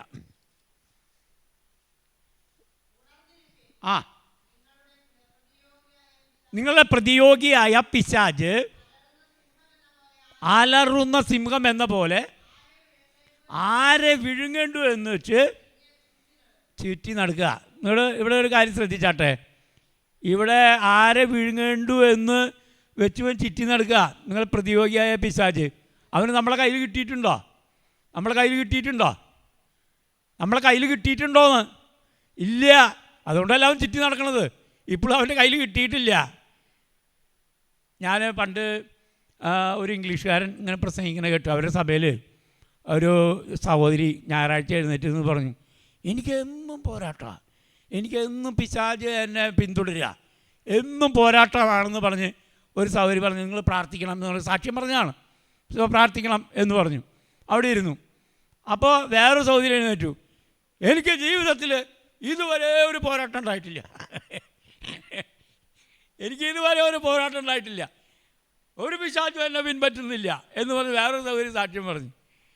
അപ്പോൾ ദേവദാസൻ എഴുന്നേറ്റിട്ട് ആദ്യത്തെ സൗകര്യോട് ചോദിച്ചു, നിങ്ങൾക്ക് ഇതുവരെ പിശാചിന് നിങ്ങളെ പിടികിട്ടിയിട്ടില്ലല്ലോ, പിടികിട്ടിയോ എന്ന് ചോദിച്ചു. ഇല്ല, ഇപ്പോഴും പിന്നാലെ വന്നുകൊണ്ടിരിക്കണുള്ളൂ. എന്നാൽ നിങ്ങൾ അങ്ങനെ തന്നെ പോയാൽ മതി, ഒരു കുഴപ്പമില്ലാതെ നിങ്ങളെ തൊടില്ല എന്ന് പറഞ്ഞു. മറ്റേ സൗകര്യോട് പറഞ്ഞത് എനിക്ക് എന്നും പോരാട്ടാ. അപ്പോൾ അദ്ദേഹം പറഞ്ഞു, പിശാചിന് ആകർഷിക്കത്തക്ക ഒന്നും സഹോദരിയിൽ ഇല്ലാത്തതുകൊണ്ട് ആ പിശാച് പിൻപറ്റാത്തത്. പിശാചിനെ ആകർഷിക്കത്തക്ക എന്തെങ്കിലും നമ്മളിലുണ്ടായിരിക്കണ്ടേ എന്ന് പറഞ്ഞാൽ എന്താ?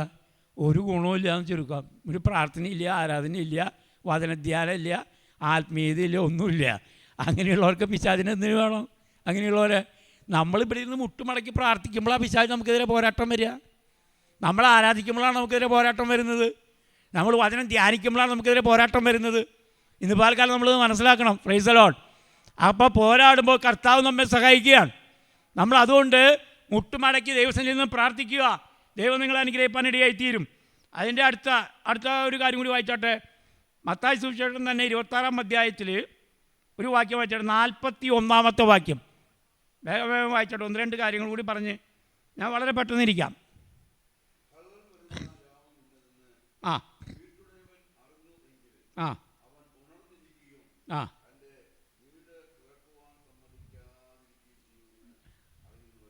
ആ കള്ളൻ ആ ആ ആ 26-ന്റെ 41-ാണ്. 26-ന്റെ ആ ആ ആ അയാളും പരീക്ഷയിൽ അകപ്പെടാതിരിപ്പാൻ അതാണ് വാക്യം. പരീക്ഷയിൽ അകപ്പെടാതിരിപ്പാൻ എന്ത് ചെയ്യണം? പരീക്ഷയിൽ അകപ്പെടാതിരിപ്പാൻ. പ്രിയപ്പെട്ടവരെ, നിങ്ങൾ ശ്രദ്ധിച്ചാട്ടെ, നിങ്ങൾ ഒരു കാര്യം ശ്രദ്ധിച്ചാട്ടെ. നമുക്ക് എപ്പോഴും പരീക്ഷയുണ്ട്. പിശാച് നമ്മളെ പരീക്ഷിച്ചു കൊണ്ടിരിക്കും. പിശാച് ടെംപ്റ്റ് ചെയ്യാണ് നമ്മളെ ചെയ്യുന്നത്. പിശാച് അല്ലാതെ നമ്മൾക്കെതിരെ നമ്മളെ മല്ലയുദ്ധത്തിനൊന്നും വരില്ല. നമ്മളെ ടെംപ്റ്റ് ചെയ്യുകയാണ്. ഇപ്പോൾ ജോസഫിനെ ഒരു ചെറിയൊരു ഉദാഹരണം പറയാം. ജോസഫിനെ ആ പോത്തിഫേറിൻ്റെ ഭവനത്തിൽ പിശാച് പരീക്ഷിച്ചു. കണ്ടോ? അത് ടെംപ്റ്റ് ചെയ്യാണ്. പക്ഷേ ജോസഫ് അവിടെ വിജയിച്ചു.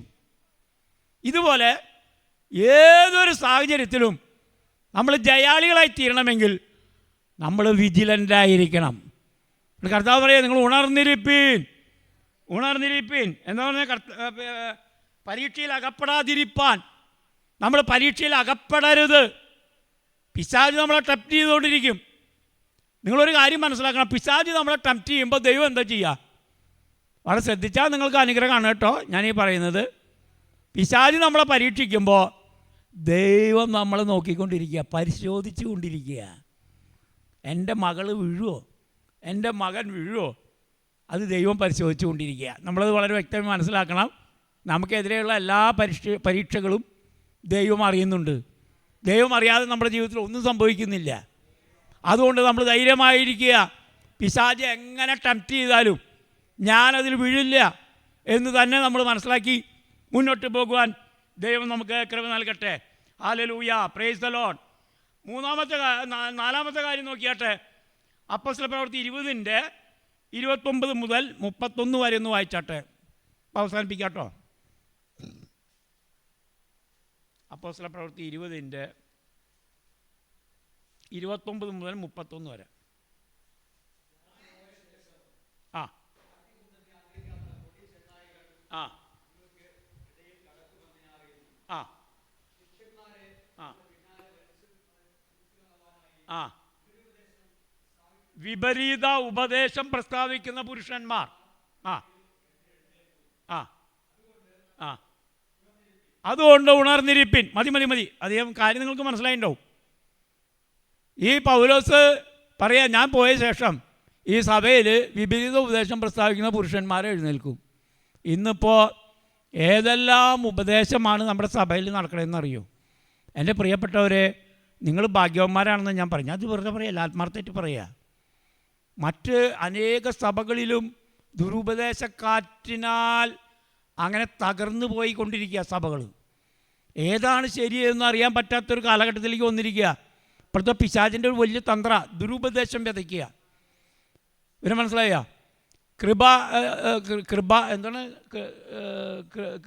ഒരു കൃപയുടെ ഒരു സഭയുണ്ട് ഇപ്പോൾ. കൃപ ഇത് കൃപാസനല്ല, അതല്ല അല്ലാണ്ട് നമ്മുടെ പെന്തിക്കോസ്തൽ തന്നെയുണ്ട് ഒരു വിഭാഗം. Grace ministry. Grace ministry. ഇവർ പറയുന്നത് പാപം ചെയ്താൽ കൃപ വർദ്ധിക്കും. അതുകൊണ്ട് പാപം ചെയ്തോ, കൃപ പെരുകല്ലേ.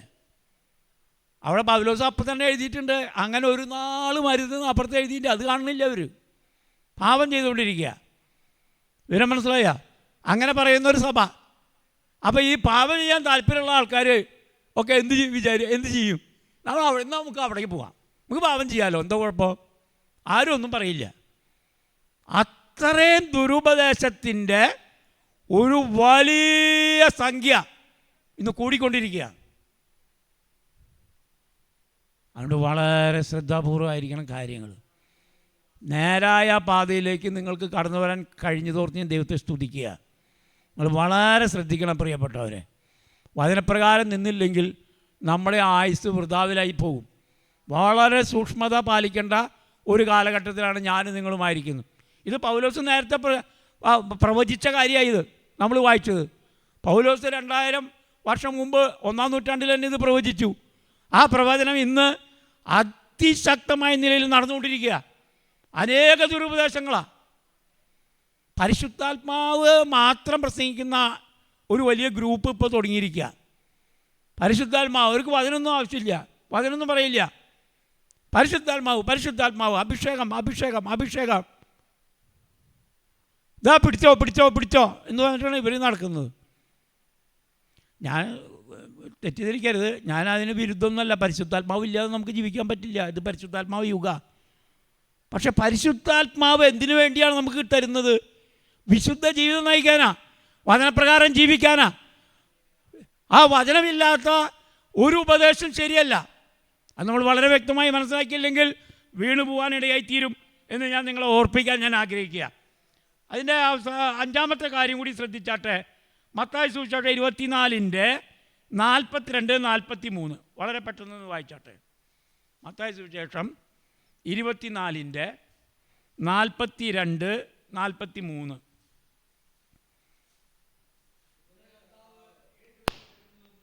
ആ ആ ആ ആ ആ ആ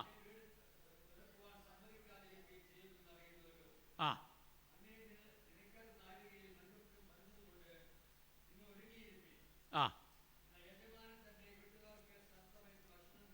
മതി 42-43 മാത്രം മതി. അവിടെ എഴുതിയിരിക്കുന്നത്, നിങ്ങളുടെ കർത്താവ് ഏത് ദിവസത്തിൽ വരുന്നതെന്ന് നിങ്ങൾ ഉണർന്നിരിക്കണം. നമുക്കറിയില്ല നമ്മുടെ കർത്താവ് എപ്പോൾ വരുന്നത്, നമുക്ക് അറിഞ്ഞുകൂടാ അല്ലേ? നമുക്കറിയോ? കർത്താവ് തന്നെ പറഞ്ഞ് കള്ളൻ വരും പോലെ വരുന്ന പറഞ്ഞത്. കള്ളൻ വരും, നമുക്കറിയാം കള്ളൻ വരുന്നത് എപ്പോഴാണ് നമ്മൾ അറിയില്ല. കള്ളൻ വരുന്നത് നമ്മൾ നേരത്തെ അറിയിച്ചിട്ടാണെങ്കിൽ നമ്മളെല്ലാവരും ഉണർന്നിരിക്കും, വടിയും കോലൊക്കെ ആയിട്ട് നമ്മൾ കാത്തിരുന്നേനെ. പക്ഷേ കള്ളം വരുന്നത് നമ്മളറിയില്ല. ഇതുപോലെ കർത്താവിൻ്റെ വരവ് ഏത് സമയത്താകുമെന്ന് നമുക്ക് അറിഞ്ഞുകൂടാ. അപ്പോൾ വരുമ്പോൾ നമ്മൾ എങ്ങനെയുള്ളവരെ കാണണം? ഉണർന്നിരിക്കുന്നവരായി നമ്മൾ കാണണം. ഈ ഉണർച്ച എന്ന് പറയുന്നത് നമ്മുടെ ശാരീരിക ഉറക്കത്തെക്കുറിച്ചല്ല, ആത്മീകമായ ഉറക്കത്തെക്കുറിച്ചാണ്.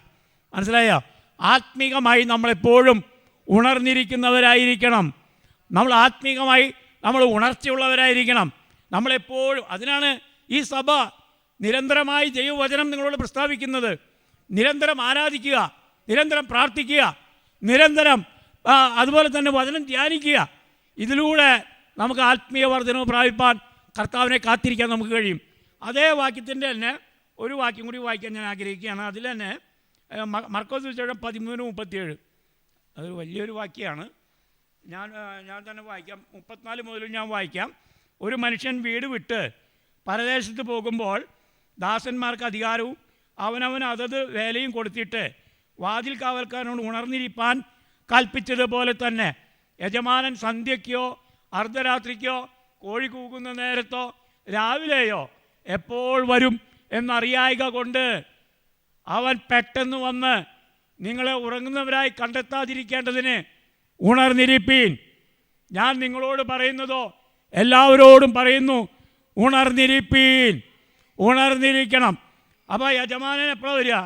ഒന്നുകിൽ സന്ധ്യയ്ക്കായിരിക്കും. ഇതൊക്കെ വിശദീകരിക്കാൻ എനിക്ക് നേരമില്ല. സന്ധ്യയ്ക്ക് എന്ന് ഉദ്ദേശിക്കുന്നത് ഒരു രാത്രിയിൽ 4 യാമമാണ്. സന്ധ്യായാമം, അർദ്ധരാത്രി യാമം, കോഴി കൂകുന്ന യാമം, പ്രഭാതയാമം. ഈ 4 യാമങ്ങളാണ്. 4 മണിക്കൂറുള്ള 3 മണിക്കൂർ വീതമുള്ള 4 യാമങ്ങൾ. 6 മണി മുതൽ 9 മണി വരെ സന്ധ്യായാമമാണ്. നമുക്കറിയാം ആ സമയത്ത് വിളക്കൊക്കെ കൊളുത്തുന്ന സമയമാണ്. നമ്മളെല്ലാവരും ലൈറ്റ് ഇടുന്ന സമയമാണ് ആ സമയം. അതായിരുന്നു 1ഉം 2ഉം നൂറ്റാണ്ടുകൾ. കർത്താവ് പറഞ്ഞതിന് വലിയ ആത്മീയ മർമ്മങ്ങളുണ്ട്. ഏത് സമയത്ത് വരുമെന്നറിയില്ല. സന്ധ്യായാമത്തിലായിരിക്കും ഒരു പക്ഷേ വരുന്നത് എന്ന് പറഞ്ഞാൽ 1-2 നൂറ്റാണ്ടുകളിൽ ഒരു പക്ഷേ കടന്നു വരാമായിരിക്കാം. പക്ഷേ വന്നിട്ടില്ല, നമുക്കറിയാം. അടുത്തത് അർദ്ധരാത്രിയാമം. നോക്കുക, അർദ്ധരാത്രിയാമം എന്ന് പറയുന്നത് AD 312 മുതൽ 1520 വരെ നമ്മളിപ്പോൾ വായിച്ച ആ സമയമാണ്. സർദി സഭയുടെ കാലഘട്ടം വരെ. അതാണ് അർദ്ധരാത്രിയാമം. അത് വിളക്ക് കെടുത്തുന്ന സമയമാണ്. നമ്മളെല്ലാവരും രാത്രി ഉറങ്ങാൻ നേരത്ത് ലൈറ്റൊക്കെ അണച്ചാണ് നമ്മൾ കിടക്കുന്നത്. അർദ്ധരാത്രിയാമം. അത് കഴിഞ്ഞാൽ കോഴി കൂകുന്ന ഒരു യാമമുണ്ട്. ഒരു പക്ഷേ നിങ്ങൾ അത് കേട്ട് കാണില്ല എന്ന് ഞാൻ വിചാരിക്കുന്നത്. ആ യാമം എന്ന് പറയുന്നത് 12 മണി മുതൽ 3 മണി വരെയുള്ള സമയമാണ്. നമ്മൾ സുഖമായി ഉറങ്ങുന്ന സമയമാണ്. ആ സമയത്ത് ഒരു പക്ഷേ കർത്താവ് വരാതെ 1520 ശേഷമുള്ള കാലഘട്ടമാണ്. അവിടെയും കർത്താവ് ഇതുവരെ എത്തിയിട്ടില്ല. അവസാനത്തെ അപ്പോൾ പറയുന്നത് പ്രഭാതയാമം, പ്രഭാതയാമത്തിലായിരിക്കാം. ഇനി ഈ കാലഘട്ടം പ്രഭാതയാമമാണ്. ഏത് സമയത്തും നമ്മുടെ മണവാളൻ മധ്യാകാശത്തിൽ വെളിപ്പെടാൻ പ്രിയപ്പെട്ടവരെ. നമ്മുടെ കണ്ണുനീര്, നമ്മുടെ മുറവിളി, നമ്മുടെ എല്ലാ പ്രശ്നങ്ങളും മാറിപ്പോകുന്ന ഒരു സമയമാണ് നമ്മുടെ കർത്താവ് മധ്യാകാശത്തിൽ വെളിപ്പെടുമ്പോൾ നമുക്ക് സംഭവിക്കാൻ പോകുന്നത്. അന്ന് നാം രൂപാന്തരപ്പെടും. നമ്മുടെ കർത്താവിനോടൊപ്പം നാം മേഘങ്ങളിൽ എടുക്കപ്പെടും. നോക്കുക, 1000 ആണ്ട് വർഷം നമ്മൾ കർത്താവിനോട് കൂടെ വാഴാൻ പോവുകയാണ്.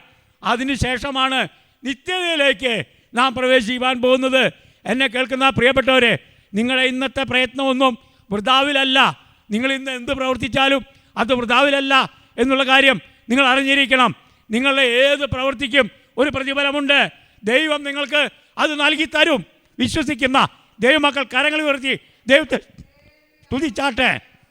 ഹല്ലേലൂയ, ഹല്ലേലൂയ, praise the Lord, praise the Lord, ഹല്ലേലൂയ, ഹല്ലേലൂയ. ദൈവത്തിന് മഹത്വം ഉണ്ടാകട്ടെ. സ്തോത്രം. നിശ്ചയമായി നമ്മുടെ കർത്താവ് വരും.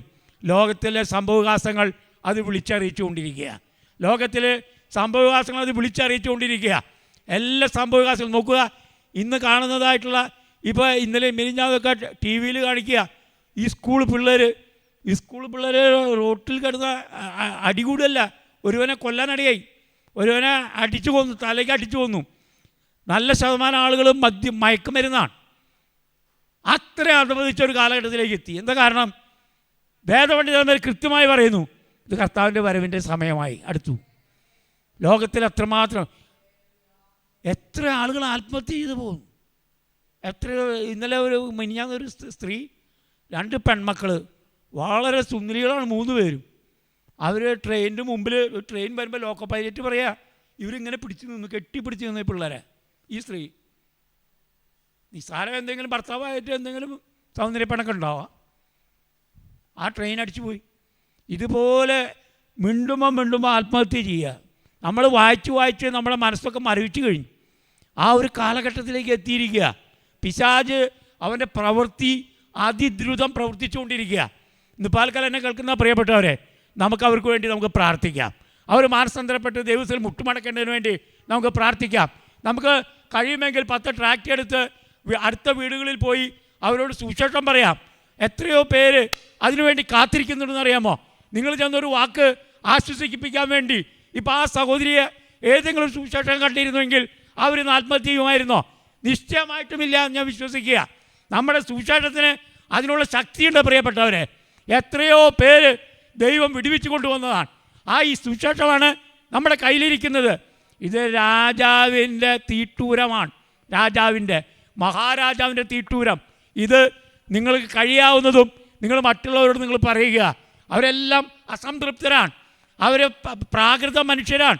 അവർക്ക് സത്യം അറിഞ്ഞുകൂടാ, ദൈവത്തെ അറിഞ്ഞുകൂടാ, ജീവനുള്ള ദൈവമുണ്ടെന്ന് അവർക്ക് അറിഞ്ഞുകൂടാ പ്രിയപ്പെട്ടവരെ.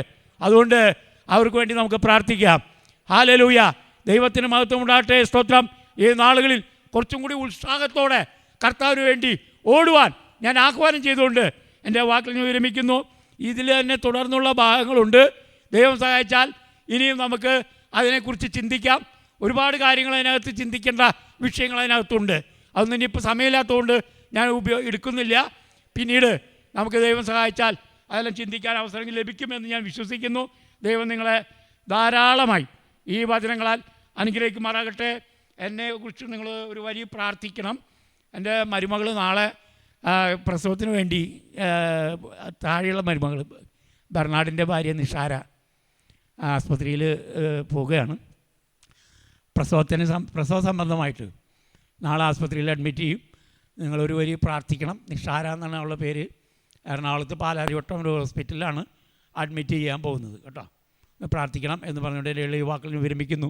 അവസരം നൽകിയത് നടത്താൻ ദാസനോടും സഭയോടുമുള്ള നന്ദിയും വന്ദനവും അറിയിച്ചുകൊണ്ട് എൻ്റെ വാക്കുകൾ വിരമിക്കട്ടെ. ദൈവം നിങ്ങളെ അനുഗ്രഹിക്കുമാറാകും. വളരെ അനുഗ്രഹീതമായ ദൈവിക സന്ദേശം കർത്താവ് നമ്മളെ കേൾപ്പിക്കുകയായി തീർന്നല്ലോ. പ്രാർത്ഥനയോടെ ദിവസങ്ങളിലായിരിക്കാം. ഒരു വാക്ക് എനിക്ക് ദൈവസന്നിധിയിലെ സാക്ഷ്യമല്ല, സ്തോത്രം പ്രാർത്ഥനാ വിഷയമായിട്ട് പറയണമെന്ന ആഗ്രഹമുണ്ടെങ്കിൽ ഈ നിമിഷം പെട്ടെന്ന് എഴുന്നേരുന്നൊരു വാക്ക് പറയാം. പ്രാർത്ഥനാ വിഷയമായിട്ട് വല്ലവർക്കും ആർക്കെങ്കിലും ഉണ്ടെങ്കിൽ പറയാം. സൃഷ്ടിക്കാൻ മൈക്ക് കൊടുത്താട്ടെ. നാമത്തിന് നന്ദിയോടെ സ്തോത്രം ചെയ്യുന്നു. ഈ പ്രിയപ്പെട്ട സഭയിൽ ഒരു പ്രാവശ്യം കൂടെ കർത്താവിൻ്റെ സാക്ഷിയായി നിൽപ്പാൻ തക്കവണ്ണം കർത്താവ് നൽകി തന്ന നല്ല സമയത്തിനായി സ്തോത്രം. ഞങ്ങൾ കടന്നു പോകുന്ന അവസ്ഥകൾ എല്ലാവരും അറിയുന്നതാണ്. നിങ്ങളുടെയൊക്കെ പ്രാർത്ഥന ഞങ്ങൾക്ക് ബലമാണ്, ശക്തിയാണ്. ഞങ്ങളെ ഇതിലൂടെ കടന്നു പോകുവാൻ ഏറെ സഹായിക്കുന്നു. കർത്താവ് ബലം തന്നാലല്ലാതെ ഞങ്ങൾക്കും ഞങ്ങളുടെ പൈതലിനും ഇതിനെ അതിജീവിപ്പാനാവില്ല. ദൈവത്തിൻ്റെ ഒരു ബലം നിങ്ങൾ എല്ലാവരുടെയും പ്രാർത്ഥനയുടെ ശക്തി ഇത്രത്തോളം പൈതലിനെ കൊണ്ടുവന്നു. ഇനിയും തുടർന്ന് അവൾക്ക് 2 കീമോയെ അതിജീവിക്കേണ്ടതായിട്ടുണ്ട്. അത് കഴിഞ്ഞ് 5-ാം തീയതി സ്റ്റെം സെൽ ട്രാൻസ്പ്ലാന്റേഷൻ ചെയ്യണം. എല്ലാം ദൈവമാണ് ചെയ്യുന്നത്. ദൈവമാണ് അവൾക്ക് ശക്തി കൊടുക്കുന്നത്. ദൈവത്താലല്ലാതെ ഒരു വിടുതലില്ല. സൗഖ്യമാക്കുവാൻ ഒരു വ്യക്തിക്കേ കഴിയൂ, വൈദ്യന്മാർക്ക് കഴിയില്ല. ദൈവത്തിന് മാത്രമേ അതിന് കഴിവുള്ളൂ. ആ ദൈവത്തെ നമ്മളെല്ലാവരും കൂടെ വിളിച്ചപേക്ഷിച്ചാൽ ഉപേക്ഷിക്കുന്ന ദൈവമല്ല. ആ ദൈവപ്രവൃത്തി നമ്മൾ കാണും. തിരികെ വന്ന് നിങ്ങളോട് ആ സാക്ഷ്യം പറയുവാൻ ദൈവം ഞങ്ങളെ ശക്തീകരിക്കണം. ഞങ്ങൾ 7-ാം തീയതി കടന്നു പോകുന്നു. നിങ്ങളുടെ ഏവരുടെയും പ്രാർത്ഥന ചോദിക്കുന്നു. വഴിയാത്രയിലൊക്കെയും കർത്താവിൻ്റെ കൃപ കൂടിയിരിക്കണം. കടന്നു ചെന്ന് ദൈവപ്രവൃത്തി കാണുവാൻ, കർത്താവിൻ്റെ സാന്നിധ്യം കൂടെ പോരുവാൻ നിങ്ങളുടെ പ്രാർത്ഥനയെ ഞാൻ ചോദിക്കുന്നു. ദൈവഹിതത്തിനായി ഞങ്ങളുടെ ഭവനത്തെ മേൽപ്പിച്ച് പ്രാർത്ഥിക്കുന്നു. ഹല്ലേലൂയ. മറ്റ് മനുഷ്യർ കാണുന്നത് പോലെയല്ല, ദൈവം നമ്മളെ ഉള്ളവണ്ണം അറിയുന്ന ഒരു ദൈവമാണ് നമുക്കായി പ്രവർത്തിക്കുന്നത്. മനുഷ്യർക്ക് ആർക്കും ഒന്നും ചെയ്യുവാൻ സാധ്യമല്ല. മനുഷ്യരിൽ ആശ്രയിക്കുന്നതിനേക്കാൾ യഹോവയിൽ ആശ്രയിക്കുന്നത് നല്ലതെന്ന് ആ വചനം നമ്മുടെ വേദപുസ്തകത്തിൽ സെൻട്രൽ വചനമായിട്ട് നമുക്ക് തന്നിരിക്കുന്നത് നമുക്കൊരാശ്രയമാണ്. ആശ്രയിക്കുന്ന ദൈവം നമ്മളെ ഉപേക്ഷിക്കുന്ന ദൈവമല്ല, ഇതുവരെയും നടത്തിയ ദൈവമാണ്. നമ്മളെ ഓരോരുത്തരെയും നമ്മുടെ സകല പ്രതികൂലങ്ങളിലും പ്രശ്നങ്ങളിലും തകർന്നു പോകാതെ വീണു പോകാതെ നടത്തുന്ന ദൈവകരങ്ങളിലേക്ക് നമ്മളെ ഏൽപ്പിച്ച് പ്രാർത്ഥിച്ച് പ്രത്യാശ പ്രാപിപ്പാൻ നമുക്കേവർക്കും കഴിയണം. ആ ഒരു ഭാഗ്യം ദൈവം നമ്മൾക്ക് തന്നിരിക്കുന്നു. പാപച്ചേറ്റിലായിരുന്ന നമ്മളെ ദൈവം വീണ്ടെടുത്തുവെങ്കിൽ വെറുതെ ആരെയും വീണ്ടെടുക്കുന്നില്ല, വെറുതെ ആരെയും തിരഞ്ഞെടുക്കുന്നില്ല. അതിനൊരു ഉദ്ദേശം ദൈവത്തിനുണ്ട്. ആ ഉദ്ദേശത്തിലേക്ക് നമ്മൾ എത്തിച്ചേരുവാൻ തക്കവണ്ണം കൃപ പ്രാപിക്കേണ്ടതിന് ദൈവം നടത്തുന്ന എല്ലാ വഴികളിലും ദൈവത്തിന് നന്ദിയും സ്തോത്രവും പറഞ്ഞുകൊണ്ട് നമുക്ക് ഏവർക്കും ആയിരിക്കാം. ദൈവദാസനോടും കുടുംബത്തോടുമുള്ള ഞങ്ങളുടെ നന്ദി അറിയിക്കുന്നു. നിങ്ങളുടെ പ്രാർത്ഥനയും ഞങ്ങൾക്ക് ഏറിയ ഫലമായിരുന്നു. ഞങ്ങളതെന്നും ഓർക്കും. നിങ്ങളെയും ദൈവം അനുഗ്രഹിക്കട്ടെ, വർദ്ധിപ്പിക്കട്ടെ. ദൈവം കൃപ നൽകട്ടെ. ഈ സഭയെ നന്നായി മുന്നോട്ട് കൊണ്ടുപോകുവാനും നിലനിർത്തുവാനും വർദ്ധിപ്പിക്കുവാനും ദൈവം സഹായിക്കട്ടെ എന്ന് എന്നും കടന്നു വന്നത് മുതൽ ഞങ്ങൾ പ്രാർത്ഥിക്കുന്നുണ്ട്. ഇനിയും എന്നും പ്രാർത്ഥിക്കും. ദൈവകൃപയിൽ ആശ്രയിച്ചുകൊണ്ട് ഞങ്ങളിരിക്കുന്നു. നിങ്ങളുടെ അവരുടെ സ്നേഹങ്ങൾക്കും ആശ്വാസ വചനങ്ങൾക്കും ഒക്കെയും നന്ദിയുള്ളവരാണ് ഞങ്ങൾ. ഇനിയും തുടർന്നും ദൈവം നിങ്ങളെ അനുഗ്രഹിക്കും. നിങ്ങളുടെ പ്രതികൂലങ്ങളിലും ദൈവത്തിൻ്റെ കൃപ വെളിപ്പെടും. ഈ 2025 എൻ്റെ സഹോദരിമാർക്കൊക്കെയും ഒരു അനുഗ്രഹത്തിൻ്റെ വർഷമായിരിക്കണമെന്ന് ഞാൻ ഏറിയ തീഷ്ണതയോടെ പ്രാർത്ഥിക്കുന്നുണ്ട്. വലിയ സാക്ഷ്യങ്ങളെ ദൈവം കേൾപ്പിക്കുമെന്ന് ഞാൻ അറിയുന്നു. ദൈവകൃപയിൽ ആശ്രയിക്കുന്നു. എല്ലാവർക്കും ഒരിക്കൽ കൂടെ നന്ദി പറഞ്ഞു. ആമേൻ. ഈ 7-ാം തീയതി അവർ കർത്താവ് അനുവദിക്കുന്നുവെങ്കിൽ യുകെയുടെ പ്രദേശത്തേക്ക് കടന്നു പോകാൻ ആഗ്രഹിക്കുന്നു. അവിടെ യാത്രയെ ഓർത്തുകൊണ്ട് പ്രാർത്ഥിക്കുക. കർത്താവ് സഹായിക്കട്ടെ. എന്നാ ഗ്രേസിനെ ഓർത്ത് പ്രാർത്ഥിക്കുക. 1-2 കീമോ അവർക്ക് കൊടുക്കുവാനുണ്ട്. പൂർണ്ണമായ സൗഖ്യവും ആരോഗ്യം കർത്താവ് നൽകുവാൻ പ്രാർത്ഥിക്കാം. വീണ്ടും പ്രാർത്ഥിക്കാം. സ്നേഹവാനും നിത്യനും പരിശുദ്ധനുമായി ഞങ്ങളുടെ സ്വർഗസ്ഥ നല്ല വാഴ്ത്തപ്പെട്ട പിതാവേ, ഇന്ന് പകൽക്കാലം നിൻ്റെ സന്നിധിയിൽ ഞങ്ങൾ ഒരുമിച്ച് കൂടി വന്നിരിക്കുകയാണ്. ഈ പകൽക്കാലം കർത്താവിൻ്റെ പാദാന്തത്തിലായിരുന്ന സമയമൊക്കെയും അനുഗ്രഹീതമായ ദൈവവചനം ഇന്ന് ഞങ്ങളെ കേൾപ്പിച്ചതോർത്ത് നന്ദിയോടെ സ്തോത്രം ചെയ്യുന്നു. വചനം ശുശ്രൂഷിച്ച കർത്താവിൻ്റെ ദാസന്മാരെ കർത്താവ് ശക്തീകരിക്കണമേ. ജോസഫ് കേട്ടിക്ക് വേണ്ടി പ്രാർത്ഥിക്കുന്നു. ദൈവകൃപ അധികമായി പകരണമേ. വചനം ശുശ്രൂഷിക്കുവാൻ അധികം കൃപ കൊടുക്കുമാറാകണമേ എന്ന് ഞങ്ങൾ നിന്നോട് പ്രാർത്ഥിക്കുന്നു. അതാണ് ദാസൻ വിൻസെൻ്റ് ചെറിയത്തിന് വേണ്ടി പ്രാർത്ഥിക്കുന്നു. ദൈവകൃപ അധികമായി പകരണമേ. ഞങ്ങളുടെ മധ്യ അയച്ചു കർത്താവിൻ്റെ അനുഗ്രഹീതമായ വചനം ഇന്ന് പോലെ കാലം ഞങ്ങളെ കേൾപ്പിച്ചതോർത്ത് നന്ദിയോടെ സ്തോത്രം ചെയ്യുന്നു. തൻ്റെ മകൻ്റെ വൈഫ് നാളെ ഹോസ്പിറ്റലിൽ അഡ്മിറ്റ് ചെയ്യുവാൻ ആഗ്രഹിക്കുന്നു എന്ന് പറയുമ്പോൾ ആയിത്തീർന്നല്ലോ. കർത്താവെ, തക്ക സമയത്ത് ഊനമില്ലാത്തൊരു പൈതലിനെ കണ്ട് സന്തോഷിപ്പാൻ സ്വർഗം അവിടെ നിന്ന് കൃപ കൊടുക്കുമാറാകണമേ. ദൈവകൃപ ആ കുടുംബത്തിൻ്റെ മേൽ, പൈതലിൻ്റെ മേൽ, കർത്താവെ ആ മക്കളുടെ മേൽ പകരപ്പെടുമാറാകണമേ എന്ന് ഞങ്ങൾ നിന്നോട് പ്രാർത്ഥിക്കുന്നു. ഇതുപോലെക്കാലം സാക്ഷീകരിച്ച ഉഷസുക്ക് വേണ്ടി പ്രാർത്ഥിക്കുന്നു. വിൻസെൻ്റ് ബദന് വേണ്ടി പ്രാർത്ഥിക്കുന്നു. ദൈവകൃപയിൽ ആശ്രയിച്ച് കർത്താവെ ഈ വരുന്ന 7-ാം തീയതി കർത്താവേ യുക്കയുടെ പ്രദേശത്തേക്ക് അവർ കടന്നു പോകാൻ ആഗ്രഹിക്കുന്നല്ലോ. ആമേൻ. കരയിലൂടെ യാത്ര ചെയ്യുമ്പോൾ, വായിലൂടെ യാത്ര ചെയ്യുമ്പോഴൊക്കെയും ദൈവത്തിൻ്റെ അധികമായ കൃപ ആ കുടുംബത്തിൻ്റെ മേൽ പകരണമേ. കടന്നുപോയി നല്ല ചെയ്തികൾ അറിയുവാൻ ദൈവടയാക്കണമേ. അന്നാ ഗ്രേസിനെ ഓർത്തുകൊണ്ട് ഞങ്ങൾ സഭയായി പ്രാർത്ഥിക്കുന്നു. കർത്താവിൻ്റെ അദൃശ്യമായ കരം ആ പൈതലിൻ്റെ മേൽ സ്പർശിക്കട്ടെ. 1-2 കീമ എടുക്കണമെന്ന് വൈദ്യശാസ്ത്രം പറഞ്ഞിരിക്കുന്നല്ലോ. എന്നാൽ കർത്താവേ നിൻ്റെ ഹല്ലേലൂയ ആ രോഗശാന്തിയുടെ കരം ആ പൈതലിൽ വെളിപ്പെടുവാൻ ദൈവടയാക്കട്ടെ. പൂർണ്ണ സൗഖ്യത്തോടെ ആരോഗ്യത്തോടെ അങ്ങ് മഹത്വപ്പെടുത്തുവാൻ, കുടുംബ കർത്താവിൻ്റെ വേൽ വർദ്ധിച്ചു വരുവാൻ സ്വർഗ്ഗവടയാക്കണമേ. കർത്താവിൻ്റെ വേലയെ മാനിച്ചുകൊണ്ടർപ്പിച്ചിരിക്കുന്ന ഈ സ്തോത്ര വഴിപാടിനായി സ്തോത്രം.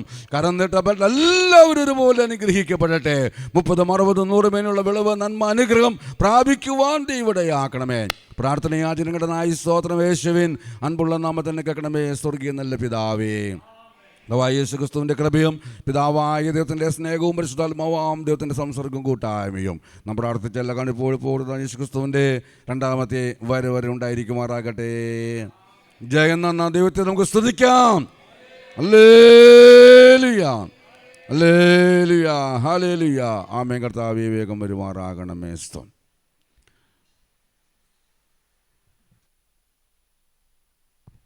ഗുരുവായൂർ നടക്കുന്ന മീറ്റിങ്ങിനെ ഓർത്തുകൊണ്ട് പ്രാർത്ഥിക്കുക. ദൈവം അനുവദിക്കുന്ന പക്ഷം ആ